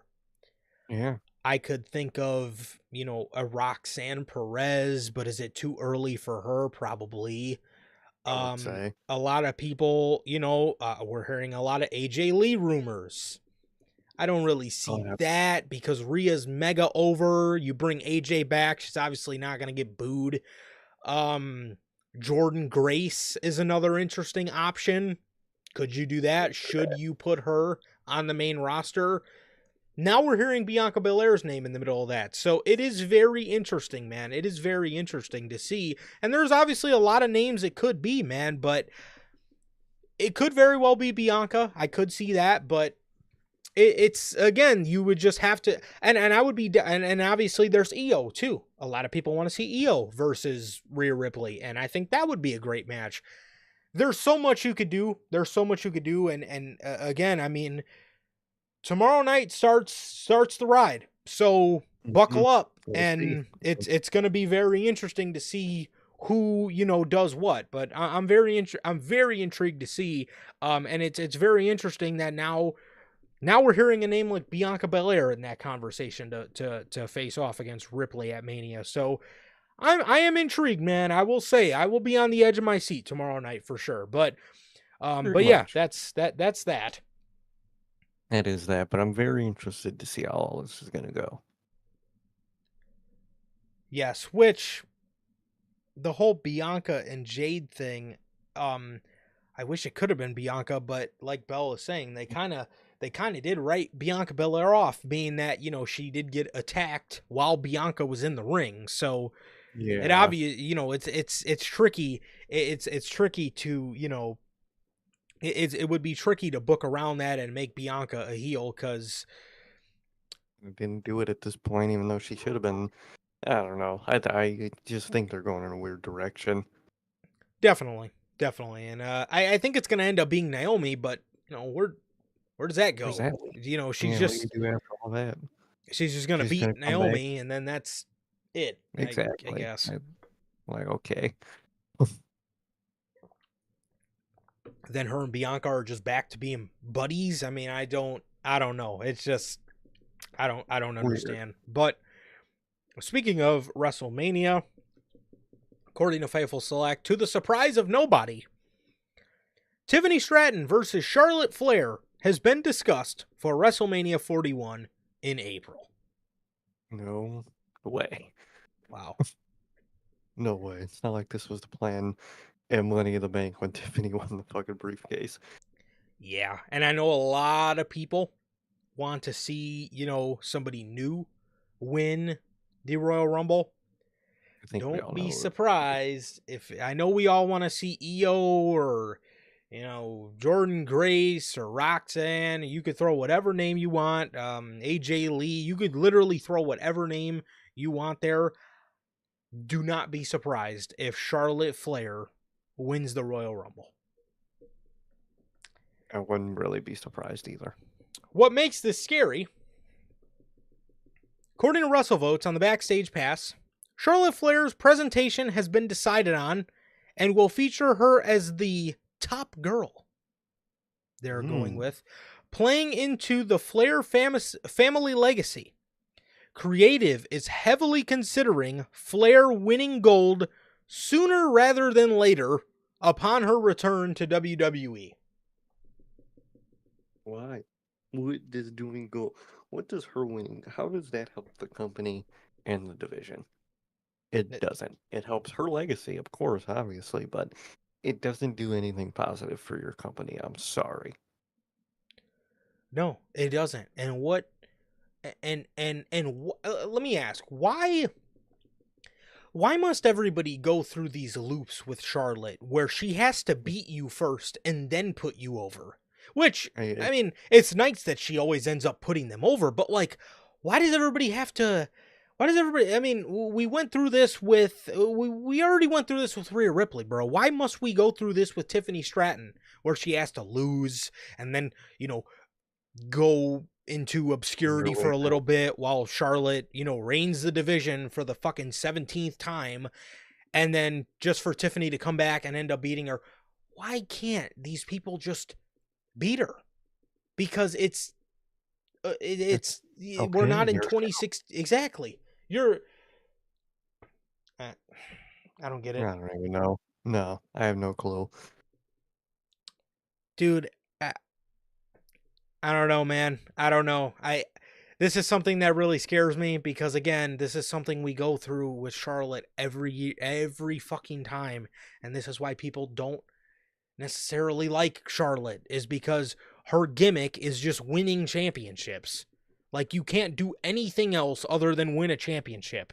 Sometimes is what it comes off as, which it's just so frustrating, especially when you have somebody like Tiffany Stratton who went viral on social media for cashing in her Money in the Bank briefcase, and you're going to sweep the rug out from under her, what, couple months What into her title reign for Charlotte of all people?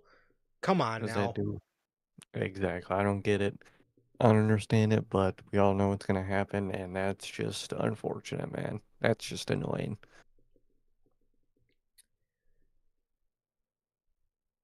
Uh more more news on the women in WWE. Asuka. According to Fightful Select, creative plans have been discussed and pitched regarding Asuka. As of now, it was not said when Asuka will be returning or if she's been at the WWE Performance Center training as of yet.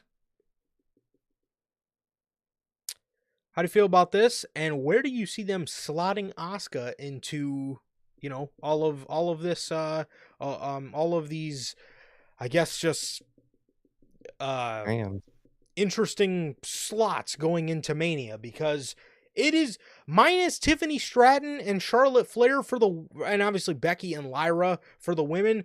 I would say the other two things, the U.S. title and the Rhea's title, are very unpredictable this year. There's a lot of routes they can go. Where do you see Asuka slotting into all that?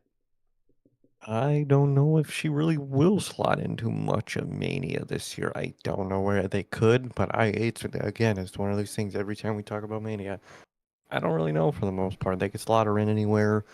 We really don't know what they're planning with some of these people, man. And for me, Asuka's one of those names in that hat that I have no idea what they could do with her, man. But I just hope that she can come back soon with everything going on with her injury, recovering from that, and all this like stalker stuff recently. It seems like. Yeah. I just hope she could make it back safe, man. But what about you? What do you think could happen?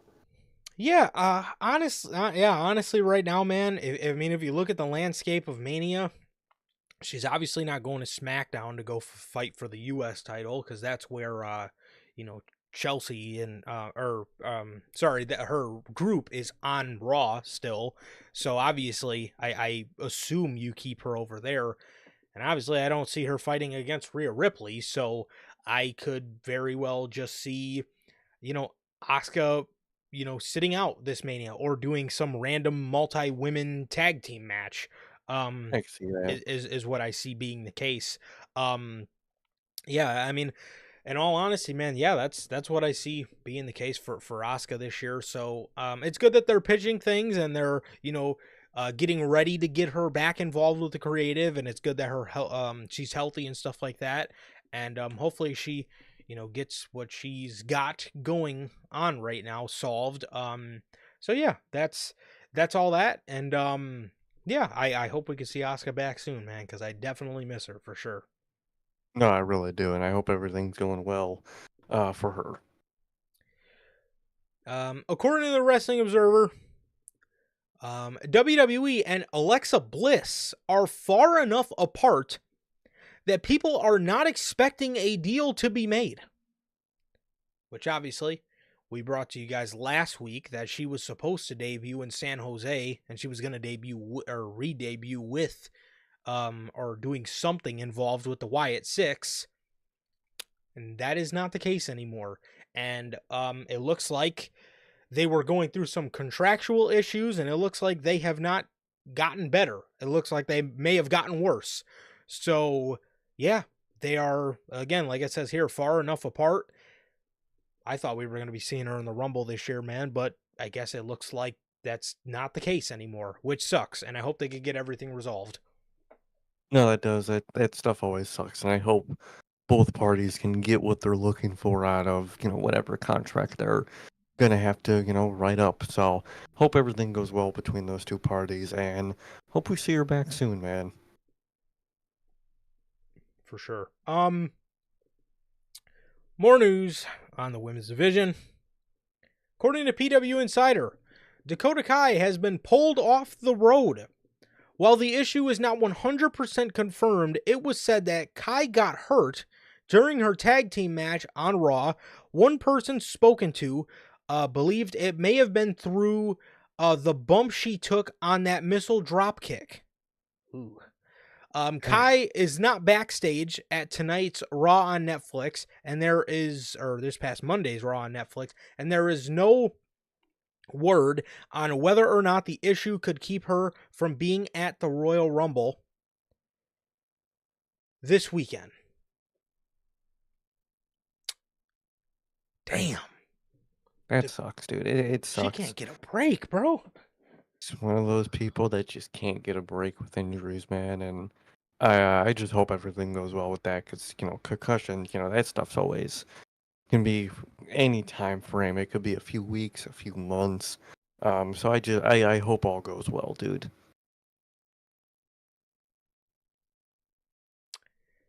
I believe I got what you meant, Bill. I believe I got what you meant. I think so. They want Well, Charlotte to even though, yes, they want Charlotte to break that record. So no, I oh, definitely 100%. yeah, The I Flair definitely name can't be beaten.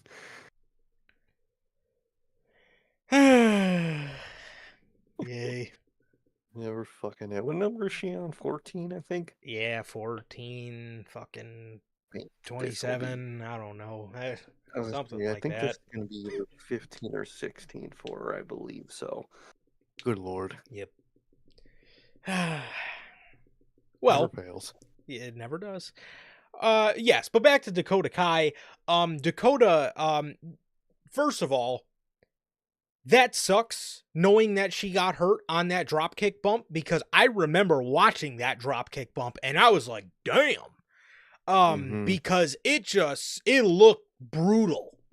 And to know that now she actually got hurt on that sucks, because obviously at the time it was a great looking spot, but man, that sucks that she got hurt on that, man. And again, she is just another person that is just always has the worst luck with injuries, and it really really sucks for Dakota that this had to happen to her, man. It sucks that this had to happen to her, and um I hope she can get back in a timely manner, and it sucks that she's not on the road and stuff, because now she's going to have to sit out the Royal Rumble, and Lord knows usually the Women's Royal Rumble always needs people for the Royal Rumble, and it sucks for Dakota.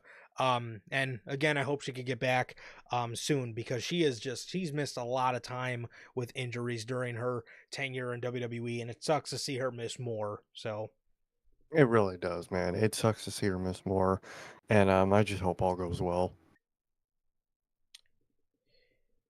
and I think this might be the final story for the women in WWE. But Jordan Grace.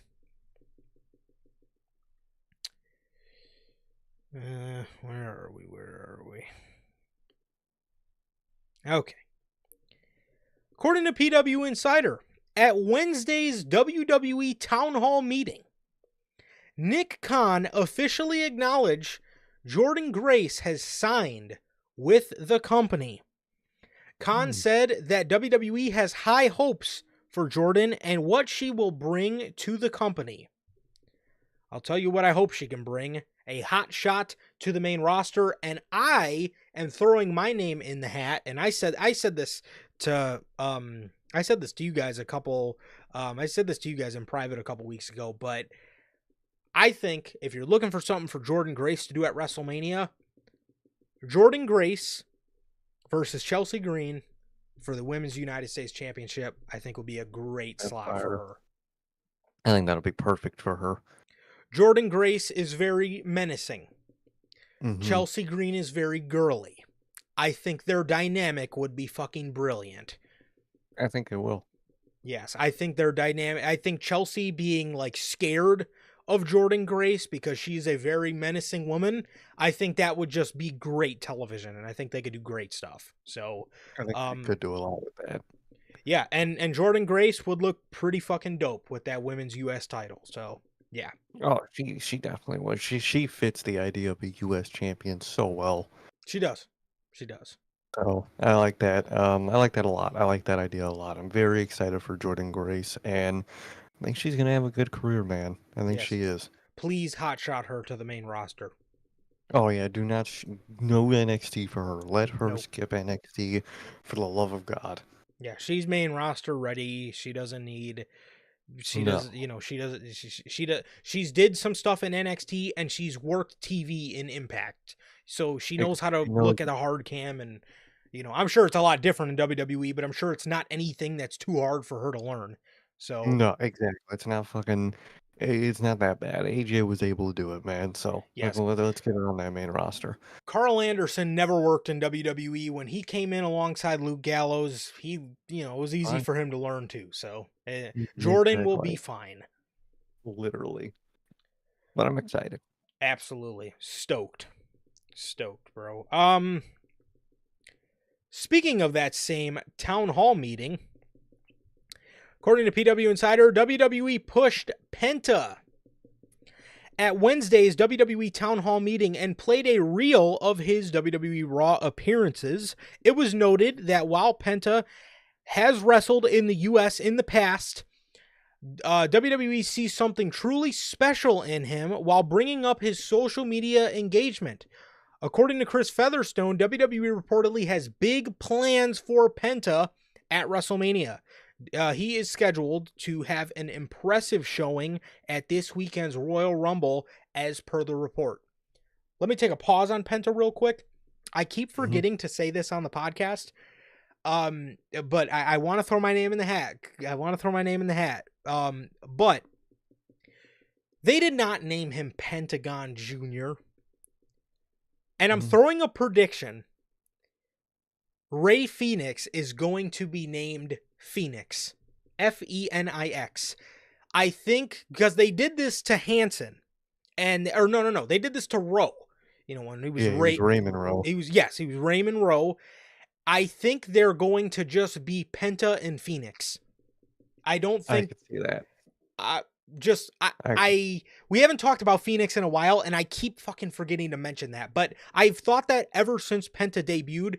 When he debuted with the abbreviated Penta, I knew instantly Phoenix was going to be just Phoenix. Similar to how they just, when War Raiders came in, they were Hanson and Rowe, not Hanson and Raymond Rowe. They, shortened it to Rowe. I think he's going to be named Phoenix, and obviously too, I don't think it's that big of a deal in this day and age in WWE, but I also just don't see them having another luchador named Rey. No, I feel like that's just a company thing they would not be a fan of, having at the same time. So that's a classic WWE tag team name, is just two first names. Boom, they're a tag team. I definitely see that 100%. Anyways, had to throw, because when Phoenix debuts, I want to be able to, I want to be able to say I told you guys so. But had to keep forgetting to, because we haven't talked about Phoenix in so long, and whenever we do, it always ends up in a Tony Khan rant because he's doing something stupid to the dude. But anyways, um, Yeah. Penta, dude, this is so dope to see. I mean, it's so dope to see a guy go from fucking hardly being used at all, in just the most minuscule of ways, to now you're seeing his face plastered all over this Royal Rumble Superstore. He's going to be in the Rumble. You're seeing him doing like fun media confrontations with Dominic. I mean, this is just so Yeah. cool. And then obviously, they have big plans for Pentagon at WrestleMania. What do you think that is going to be? What do you think? What do you think plans for Penta at WrestleMania are going to be?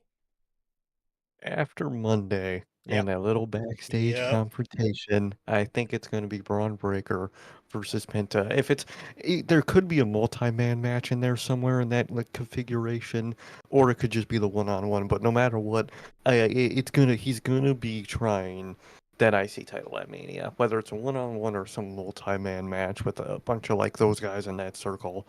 Either way, I think he's going to win the IC title. And if they have big plans for him, and if Phoenix is still, kind of far out, why not give it to him, man? Use Why them. not give him that run? I Yeah. would do it. Strike while the iron's hot, and do it well and do it with him because when he loses it, you won't have to deal with the singles guy that just lost the gold. What do we do with him? He lost it. Boom, tag team, still moving. You don't got to worry about that slow period of someone after losing a title, man. So I would say do it. I think overall think that's plans for him to face for that title. And if I was the decision maker, I would put that title on him, man. But what do you think he's gonna do at Mania, and what would you do with him at Mania? If you were to bring him in how I originally thought they were going to as a heel, I would have said Rey Mysterio, and Yeah, but they're bringing him in as a babyface. He's mega over, and it seems like it's going great. And yeah. obviously after what we seen on Monday, I'm sitting in the same boat with you, man. I honestly think whether it's in like maybe a multi-man ladder match, which would Oh, absolutely go viral if you have Penta and Braun Breaker in there. Um, Penta, fucking Braun, you could have Dragon that whole Lee, Sheamus. Sheamus, bro. That shit will be a banger ass fucking ladder match. Yeah, it would have been it will be nuts if that happens. But aside from that, if they wanted to do something in a one-on-one scenario, I see them doing a Braun Breaker versus Penta match, and I could Mm-hmm. very well see Penta taking the IC championship. And I'll say this right now, I know everybody wants to see the Lucha Bros. I want to see the Lucha Bros in WWE. If you're giving Penta this much singles attention, I wouldn't even be opposed to them bringing Phoenix in on the other brand and And then having, eventually the next draft they finally get yes, together. That's a good way to do it. Give Phoenix his singles time too, because he's also yes, great singles. He's man. incredible. He's like we probably said. I think he's the in ring the better brother in ring. But it's just let them both do their singles and then join them back together, dude, and that'll just go crazy. 100%, dude. If and we say this all the time, if you guys, if people are mesmerized by what Pentagon does in the ring, Ray Phoenix is seriously, and again, we say it all the time, but this is why I was so glad for them to go under that WWE style, because they're going to be able to slow Mhm. themselves down, but still be themselves. And you're seeing it with Pentagon. We're not, seeing him do, Bounce off the walls. yeah, bounce off the walls doing fucking 87 Canadian destroyers a match. We're not seeing that. We're seeing about one Canadian or Mexican destroyer a match, and that's keep it special. Keep it to one a match if that's one of his big moves. Keep it to that. If that, have him pull it out every once in a while and have it be a super special move if you want it to be. But Yeah. with Pentagon, again, I if you're giving him this amount of singles attention, I would not even be opposed to Ray Phoenix getting that same amount of singles attention and having these guys run as singles for a little bit, because again, if you think you have something in Penta, you really got something in Rey Fenix, because he is Yeah, one of the most exciting talents that you will ever see perform. And I wouldn't even be opposed to them doing that. And then eventually bringing them together as the Lucha Bros. I think that would be great.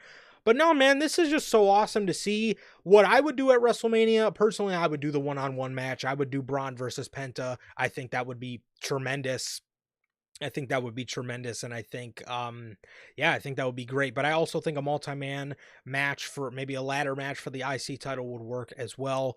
And it's awesome to see Penta just being treated like a fucking superstar, because he exactly. is, and he always has been. And he was And misused, and he was used in a move spamming slot for way too many years. exactly, move spanning, never sold any good merchandise for the guy, and now he's in a place where his face and mask is plastered everywhere, and you could buy it, and it's just awesome, dude. And I hope Phoenix gets the same treatment. And that ladder match sounds really fucking good to me, man. So whichever capacity, I think he's going for that IC title. The only thing that'll break your heart, you know who would have been involved in that ladder match? Bronson Reed. And he would have just made that But fucking 10 times more viral than it already would have been. tsunami off the ladder, bruh. Oh, Come on. let's not try any more of those, please. Let's just do the top rope from now on. Um, please. I would love it though, but yeah, I think after War Games, let's just stick to the third rope. But no, dude, that whole workhorse group, man, like you were saying, Braun and Penta, Sheamus and Ludwig, Dragon Lee. I mean, the opportunities are just endless, dude. Endless But for that. And it's a good way if you really want to book Braun as safe as possible to lose it. No safer way to lose it than a fucking ladder match. So that could also be an easy, safe way to still make Braun still look very, very good. Even though a loss at the end of the day is fine, but if they really want to play it safe, that is a good way to do it. yeah, definitely, definitely, man. So that is that. That is that, man, and I am stoked, super happy for Pentagon. And yeah, that is that.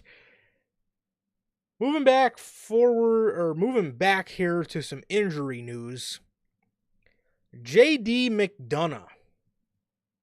Well, we obviously heard the stuff on Monday. There was the rumors about him passing out. And he passed out as soon as he, got to the point where, he was, not in front of the live audience necessarily anymore. And there was a picture taken where you could see his foot, just barely hanging out the entranceway.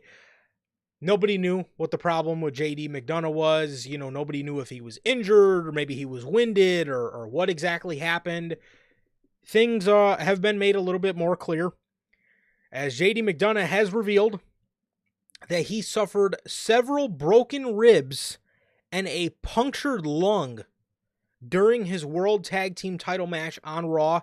He states he will be out of action for a couple of months. Damn, dude. Damn. That sucks, dude. Something as brutal as that you see live are always really suck, dude. And that punctured lung just really sucks. Ribs suck because you literally just have to let those heal. You can't have rib surgery. Yeah. It's literally just a matter of just waiting till they heal. So that it's just two very unfortunate and time-consuming injuries back to back, dude. Or at the same time, combined at the same time. That's just really unfortunate.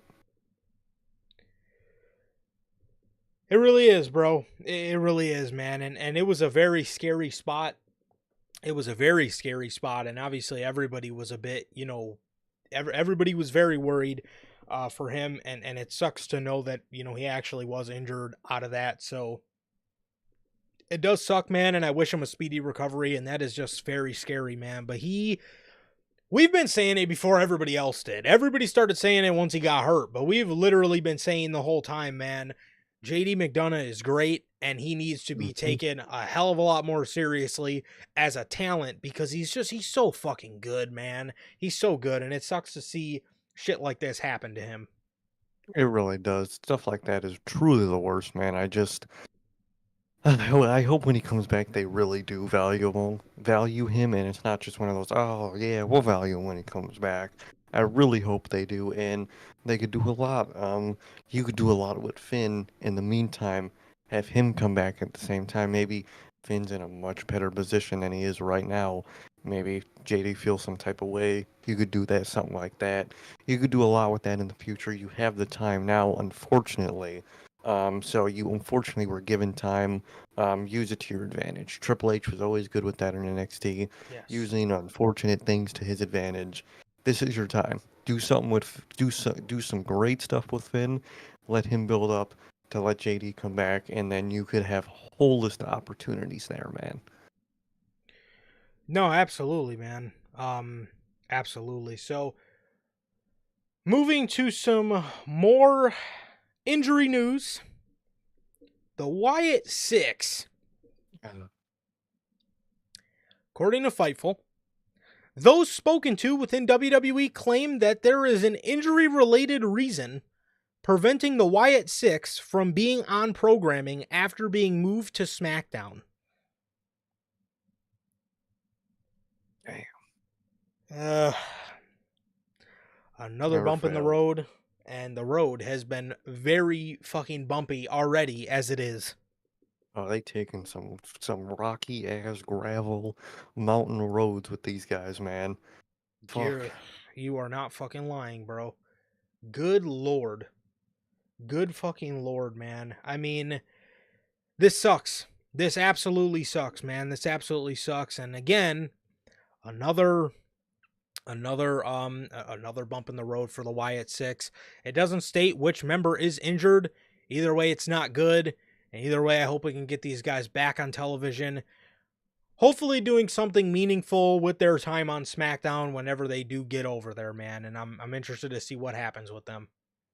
Definitely. I hope you do well with them. I hope you evolve them, humanize them, all the stuff we've been saying ever since they came in. And I wish them the best in recovery, whoever it may be in the group. 1000%. Triple H. Yes, Tri- Mark. Triple H is in the news. PW Insider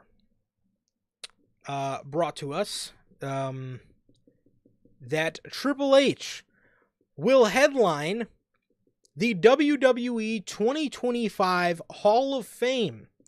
Levesque was surprised by Stephanie McMahon, Shawn Michaels, and The Undertaker with an announcement during a WWE Town Hall meeting.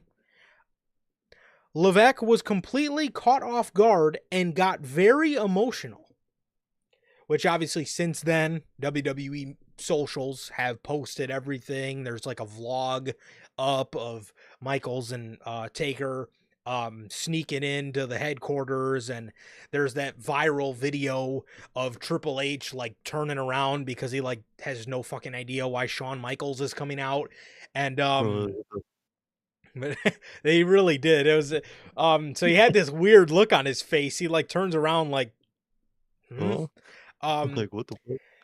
and they basically just told him like we're in the Hall of Fame and there's somebody you're already in with DX, but there's somebody missing and it's you. And they basically announced to him, which Triple H was, you could tell he was very caught off guard by it. He didn't even know what to say. And Stephanie came out there and everybody embraced him. He said he was going to kill Nick Khan for catching him off guard like this. And you could just tell it was so genuine, and he doesn't want to accept his flowers. So they made him take his flowers, which I love, because a lot of, I mean, if not for this man, we are not talking about WWE right now. When I tell you, me and Sir K were at the It's close. dude, It's close. we were at the end. We were at the end of genuinely, man. We were at the end of the mountain, bro. We were staring Mhm. off the cliff, and it was, Yep. and this man came in and completely changed everything around. All this Bloodline merch that we own and everything, all this shit. We don't have that without Triple H, bro. The Bloodline is not my favorite faction of all time without Triple H. Sami Zayn probably is not one of, if not my favorite current roster member right now without Triple H. He's probably El Generico again. I mean, I don't know what the Oh, fuck he would be doing, but there's probably gonna be so many people, Sammy, KO, that might not even be employed by WWE anymore. yeah, they would be in Tony Yeah, Khan's sandbox right now. oh, that poor those. Oh, good. Oh man, good for them. Yeah, so I'm super stoked to hear his speech, and yeah, man. I mean, this is a guy we're talking about, man. That like I said, he is just he has earned that spot, up and down, bro. He really has. I mean, it's just a lot of, again, this is we are WWE is where it is today because of Triple H and Nick Khan Exactly. snitching on Vince McMahon. Go for that. True He'll goat. always be goated for snitching on his ass because it'll come out one day. It'll come out one day, and we stamp our names to it. He snitched. He was the scapegoat, or no, he wasn't the scapegoat. He let out the scapegoat, and he let the cat out the bag, bro. But Yeah, he did. definitely for Triple H, man, he deserves this, man. He had a phenomenal career, Yeah. from in the ring, and then obviously to the pen, NXT. Main roster. He fucking saved the fucking company. He really did.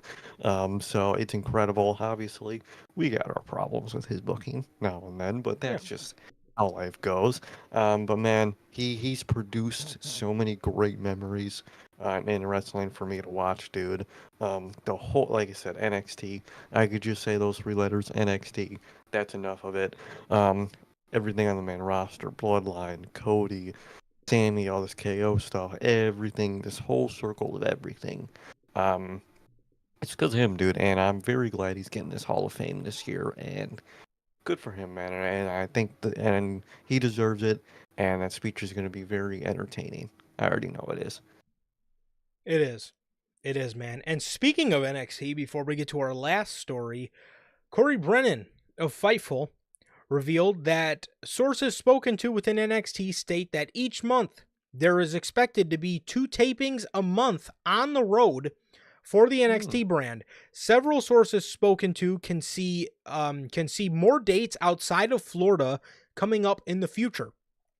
And since then, it has been confirmed that the March 11th edition of WWE NXT will take place at the theater at MSG, as first reported by PW Insider. In addition, NXT is set to be on the road for the April 22nd show as well, with a location to be decided. So, No. if you guys They're aren't going to be aware, out there dynamite. yeah, probably. God damn. So yes, if you guys aren't aware, the theater at MSG is basically an arena, and an arena is basically like an amphitheater or a smaller arena inside MSG, which I did not know that existed. Um, I did not know there was a No, I didn't smaller. know that. Yeah, I did not know there was a smaller arena in there. But NXT's going back on the road, and I mean that's nothing but good. I mean it always helps to get in front of a hot crowd, and the WWE product's hot, and a lot of people do like NXT. I can't say I'm one of those people. I like the people in NXT. The show sometimes is a bit odd that they run, but nonetheless, they're developing. They're doing their thing down there, and it's good to see. No, it is great to see, man. Good for them. They're moving on the road back again, and they're doing well. They're getting good numbers, getting good crowds, and good for them, man. It's overall seems like a very enjoyable show. So good for them, and good for all those involved. Absolutely. Okay. So, WWE. This is our final news story before we get on to the predictions here. WWE has announced WWE Clash in Paris. And that will take place August 31st, 2025, from the Paris La Défense Arena in France. This arena has a capacity of 40,000 people. Man, oh man. Wow, that is huge, man. How do you feel about how do you feel about WWE going back to how do you feel about WWE going back to France, bro? I love it, dude. I love it. The crowd was crazy last year, man, and I think they're just gonna be as crazy with even more of the fans, man. So Paris, I'm excited for that location. It's gonna be a really cool location. Don't know why they used the Clash name of the pay-per-view. I mean, I feel like Clash is more of like a UK, Ireland, Scotland theme for a pay-per-view because Clash at the Castle, Clash at Scotland, all that. Clash in Paris kind of it'll take some getting used to, man, but overall excited as fuck. Crowd is gonna be insane. I'm sure all that shit's gonna be insane. Great location. Um, all around, I think it's gonna be a really good show already, man, and very excited. Love those shows. Love the European shows, man, and this is another great one, dude. So I'm very excited. But what about you, man? Are you excited? And what do you think about the Paris? Well, I can say I can say I obviously I think I'm sitting in the boat with a lot of us. I am very excited. I am very excited for Clash in Paris. I think, like you said, I think the name is a bit odd. I thought Clash at the Castle was nice, so for them to go to Clash in Paris, I thought they could have came up with something a little more original, like they did last year for Bash in Berlin. But we were just talking not too long ago we were talking not too long ago about how I think it might have been last week. We were just It was. wondering what was going to be the summer event that takes place at the end of summer, and we were talking about where they were going to go, and we finally got our answer, man. So obviously, um I have it queued up now. This is the logo for the event. So very similar to the Clash at the Castle one. I obviously kept the same font and everything. It just says Clash in Paris, and um instead of the little dragon, it's the Eiffel Tower. So that is the official logo for Clash in Paris, France. And that is that which, like I said, the Paris La Défense Arena in Paris, France, holds 40,000. WWE garnered probably the loudest crowd I've ever heard in Lyon, France last year for Backlash. That was 13,000. That was only 13,000 people that were making all that fucking noise, that were making the camera shake. And Fast forward a year and a half, when we get to Clash in Paris, um I'm almost scared to see what 40,000 people can, the sound that they can make. That is going to be a fucking movie if we have ever seen one. Um, hmm I'm excited. Like I said, I thought they could have came up with something a little bit more creative for the name, but regardless, I am pumped for WWE to go back to France. And my God, like I said, that is going to be a fucking movie. And I'm excited to see what we're gonna get on the show, man, and I'm just excited to. I'm excited to. I'm just excited to see what they do, man. So I'm excited to see what they do for the show. But yeah, that is that. Which they also have announced this takes place on a Sunday.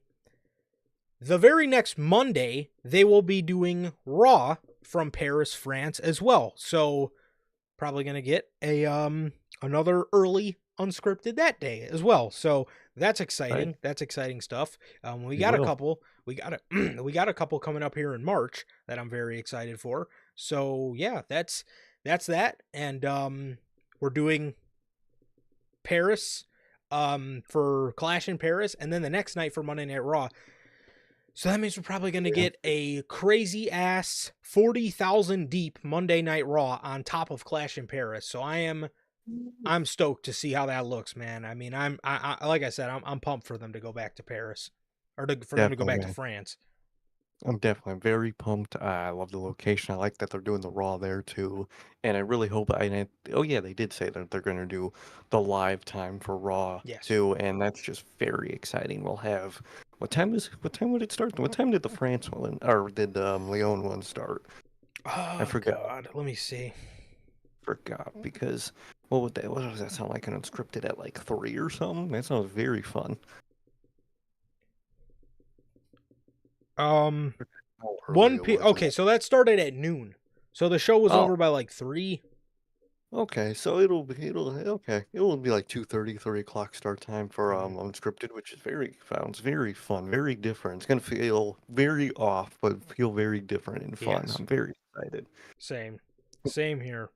It'll feel like a Um, Friday. I already know we're probably gonna fuck up the intro and say the Friday intro. they already know it. You So fucking know it. But that's very exciting. yeah, that is the news on WWE headed back to France for Clash in Paris and Monday Night Raw. Yeah, yeah, I think I'm the opposite, Bill. I think I'm the opposite. I don't really mind the logo. I thought they could have went with something Name. different for sure, but it was You, the name for me is just kind of like I don't you know. could so much with Paris and like the food there, the Eiffel Tower, the way they talk, their language. Like you could do so much with like Paris. I Yeah. think Clash in Paris is kind of an off name for me. And I thought they sold themselves short on the Eiffel Tower in the logo. That Yeah, little like Eiffel Tower, I thought that could have been a main part of the I logo. would And I thought it literally. yeah, it's very lazy in my opinion. It is very It, lazy for sure. it is. It is. They could have done a lot more with the Eiffel Tower and all that. Fucking make a Ratatouille theme for all I fucking know, but it'll be a little more creative than what they did here. Definitely. Definitely. So, um Literally, Alpha Tower as the A. It's right in the logic. that was the like that Right. that's the that was the part to me that made no sense. It's just like the why wasn't the A in Paris the fucking Eiffel Tower? Get I it. don't know who the fuck made that logo, but they got Very lazy, lazy. bro. They got lazy. Mm-hmm. Okay. That is it for the news. Mm-hmm. And it is time for the Royal Rumble 2025 predictions. Like I said, we will be live tomorrow night with the Rumble review. And to start off, we have the Royal Rumble women's match. So, I'll ask you this. Who do you think are going to be some surprises? Who's your dark horse? And who do you think's going to win? Didn't really think about the women's one a lot. Surprises. I don't think we'll see. I think it's a set an 80-20% chance. 80 and not's gonna happen. We see AJ. I think it's like a 20% chance we see her. I really am not getting hype for it. I No. doubt it. So I personally wouldn't put her in there as a surprise. Becky, I think is obvious one that we'll see in the Rumble. I think that's where she's gonna return. Obviously, that's what they saved her for. Um, well, they already kind of fucking revealed it with Charlotte. Can't really say that one is a surprise. Um, who's out that's still looking to come back? I don't. I could definitely see Nikki Bella in there with all that stuff recently, with her Yeah. wanting to come back. I could see her showing up in there.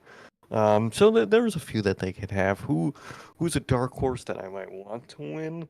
It's very cloudy with what they could do with the women this year for obviously for WrestleMania. Rhea's already the champ, so she's obviously off that table.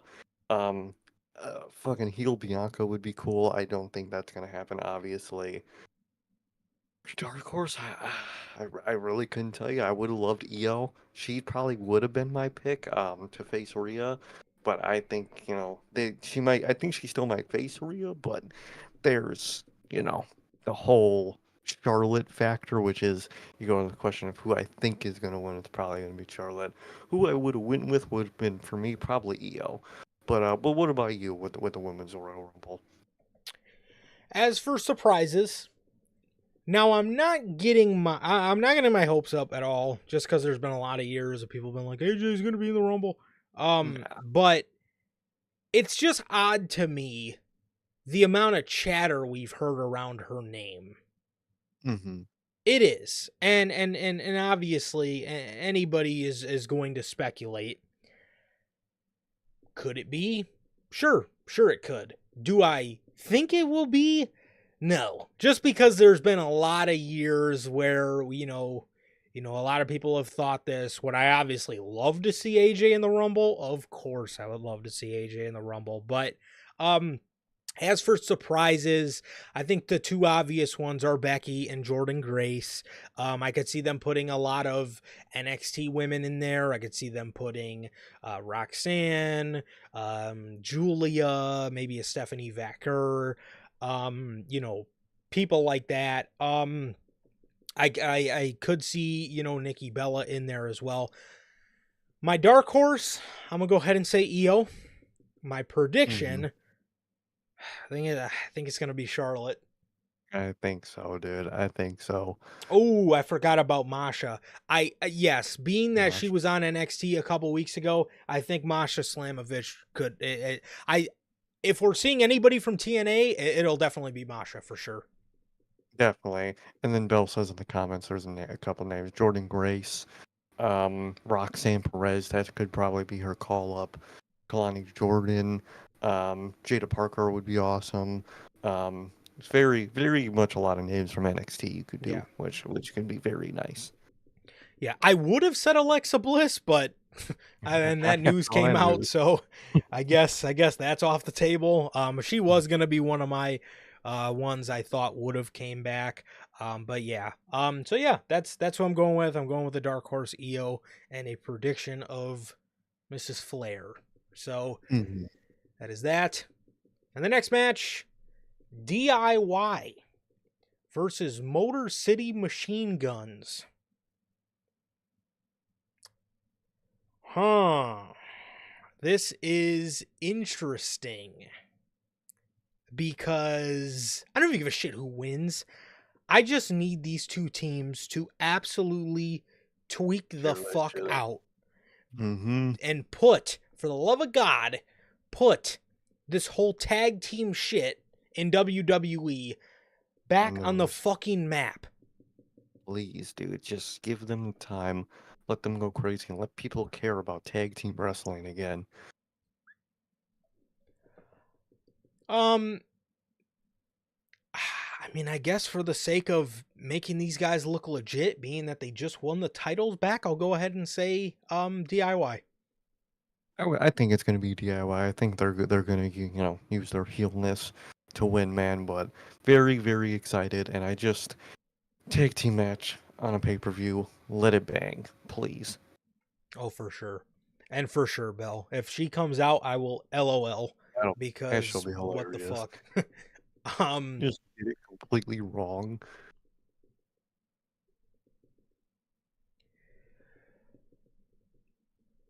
the next match for the WWE Championship, we have WWE Champion versus WWE Champion.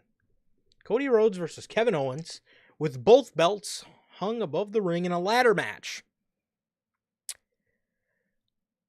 Uh, this match obviously isn't necessarily taking place to see who wins the match. This is more so taking place to see the drama behind Mm-hmm. the winner of the match, which we all know it's going to be Cody. Obviously gonna be Cody, but where where does Sammy come into play? Is he gonna go to ringside and just completely like freeze? Is he gonna try to Mm-hmm. talk down KO? What is he not? Is he just gonna not appear at all for the match? Very fucking interesting to see how they do this, and it'll dictate, probably what happens to Sammy in the Rumble. But very fucking interesting, dude. And that outcome, I think we all know it's gonna be Cody. But that outcome with KO and what does Sammy do? That's very fucking interesting that I cannot wait to see. I could see,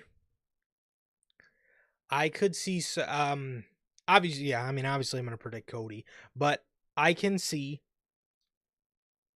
Sammy maybe taking too long and maybe he Hmm. freezes, which then leads Orton to costing, you know, Kevin the KO. match. And Sammy ends up just being too late, or his reaction time is too slow for, you know, helping Kevin Owens. But I don't even think he's going to make it look like he's going to help KO. I think he's just going to completely be a fish out of water. So that's what I'm guessing. That's what I'm I guessing, think man. And that's gonna happen. yeah, something along the lines of that. And then obviously what happens afterwards is I think Kevin Owens is absolutely going to snap on Sami Oh, Zayn. oh yeah, that man is gonna get pile driven, thrown over the fucking ropes in the Rumble match, Yes. and call the day. 1000%. And with that, the men's Royal Rumble match. Okay, well, there's obviously a lot of names in here. There is obviously your Cena, Roman, Drew, Punk, Seth, Penta, Gable. So I've seen Solo on the poster for the Royal Rumble. I don't know if that means he's going to be, in the match or whatever, but who do you got as some surprises? Who do Mhm. you got as some surprises? And who's your dark horse? Who's your winner? This year, dude, I'm not even thinking about surprises. I'm just thinking about shit that's gonna happen in the match. Okay. Just like story shit, you know. Obviously, I think technically it would be a surprise, but Biggie, I think we will see Biggie in this Rumble match, and I don't know if the other guys in the New Day are gonna also be in the match, or if they're just gonna run in and fuck over Biggie, or how all that's gonna go down. I don't know. I could see those two being in the ring already and then Biggie comes out and boom, big surprise. So I definitely do think we see Biggie, and I think that's where we build to that whole New Day triple threat and whatnot. Um, I definitely think we see some form of Sammy in there, probably getting tossed over by KO. Roman's gonna be very interesting because you know people in I think there might be the opportunity for all the guys in and the bloodline, the OG bloodline, to finally step up to him and obviously not just be his lapdog and be his equal and probably attempt to, in a friendly way, toss him out. I would very much like to see some interaction like that, whether it's Jimmy, Jace, maybe Sammy at some point. I would very much like to see that. You got Cena in there. That's gonna be very interesting. Fucking massive. You got Seth in there. You got Punk in there. It's fucking crazy, dude. You got so many matchups you're gonna see, so many face-offs. I could definitely see maybe Jacob in there, and we were talking about the other night in private, but like you said, you just mentioned a little bit ago, we don't know if Solo's going to be in there. Maybe Jacob's in there, and then maybe Solo in there, but maybe there's no sign of Solo anywhere. Jacob's in the match and does really good, and it kind of just goes to show, Solo's still gone and Jacob's still on fire. So fucking much you could do with this Royal Rumble match. But overall, talking about Dark Horse and then winner, um, uh, my want is my prediction for the winner. So I'm gonna say another possible name that could win it. I think could be Cena. I think he is on the table to possibly win it. But overall, to me, I think the person I want to and the person I think will win the Rumble for me is Mr. CM Punk. I think it's going to be Punk for me, man. But what about you? What are some surprises, things you might think we'll see in the Rumble? And who do you got for the winner, man? Well, well, we have um a lot we have a lot of we have a very interesting year. We have a very interesting year. We have a very interesting year ahead of us, obvious or or not year. We have a very interesting Rumble match ahead of us tomorrow. Like you were saying, the first surprise, I think, I am honestly thinking we see Big E, bro. A We do. couple other surprises. Um, Joe Hendry. I think we see Joe Oh, Hendry in the Rumble. Um, would be very interesting to see Solo. It would be it very would be. interesting to see Solo. I would be very interested on his inclusion. There's obviously a small chance, not getting myself hyped up for this at all, but obviously there's always the small chance of The Rock, if he comes down from Rock Mountain. Hey, Um people got the theory. I saw this on Twitter. Last okay. time we saw him, he, did the 3, 2, 1 countdown, and that's kind of the whole theme for Mania is that 3, 2, 1 countdown. So it's Oh. be there, which I don't know. I think that was just The Rock fucking marking out for himself at that time. But you I never think know. Maybe he knew something we didn't know, but I think he was just being a fan of himself, like always. But it would make sense, but I honestly think that was just a 3, 2, 1 to hit my music because I don't want to be here anymore. But anyway, 3, 1, going home. Start ano- my car. another one that I obviously just want to put out in the air. I don't think it's going to happen because this merch hasn't been taken off the website yet. But we did see a theme song uploaded, a Hmm. remaster of Root of All Evil for Alistair Black. Complete remaster for the song, dude. And it sounds fire, by the way. Great quality. And it's his OG song remastered, randomly up back on all platforms. Hmm. Very Hmm. interesting. You could also find us on all platforms too, but his song is very much also on all platforms It remastered, is. so that's very interesting.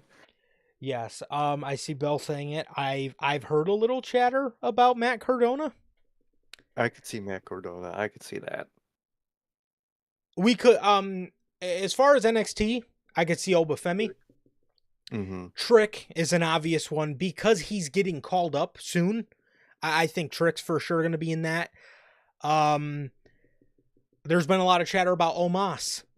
There's also been a lot of chatter that WWE is hopeful to get AJ Styles back by the Rumble. Will we see him in the Rumble? Those are just a few names of the surprises that I think we're going to see. But like I said, Oba, Trick, Big E, um, Matt Cardona, Joe Hendry, Omos, Solo Sikoa, AJ Styles, and then obviously the two, I guess, long shots would be The Rock and Aleister Black. Um, as for my dark horse, I'm going to go ahead and say John Cena. I think John Cena takes my dark horse. And for my winner, I am predicting CM Punk. I am Mm-hmm. predicting CM Punk. I think CM Punk goes on to WrestleMania to fight in a triple threat match against Seth Rollins and Gunther. So I think that's going to be the match for WrestleMania. And that's my predictions. And that is Sir K's Oh, predictions. And you guys have gave your predictions. And thank you guys as always. And yep, that is going to do it, man. That is going to do it for this edition of NHP Unscripted. Ooh, yes, I did. I forgot about the Hardys. I where do could we very go well for see it? one of the Hardys being in there for sure. I could definitely see that. So, yeah, that is that. And that is going to do it for this edition of the Notorious Hills Podcast. This is episode 251 of NHP. Thank you guys so very much for joining us here today. And we will catch you guys tomorrow, man. Don't forget, live after the show goes off the air, after Royal Rumble goes off the air, we will be live with the post show, man. So excited, and hopefully we will be hopefully we will be reviewing what was a amazingly hyped and amazingly delivered Royal Rumble, man. So I hope so. me too, bro. So that is going to do it, man, for this edition of the Notorious Sales Podcast. Thank you guys so very much for joining us here today. It has been always a pleasure for my Johnny. And Sir K. And that is going to do it for this edition of the Notorious Sales Podcast. Another great edition of the news. This has been episode 251. Thank you guys, everybody who came out, man. Durante, Bell, Gotti, thank you guys so very much for joining us here today. Thank you guys, man. And with that, thank you guys so much. We love you guys. Please like, comment, and subscribe. And we'll see you all tomorrow night after the Royal Rumble with the Notorious Hills Podcast, Royal Rumble 2025 official post-show review. Peace.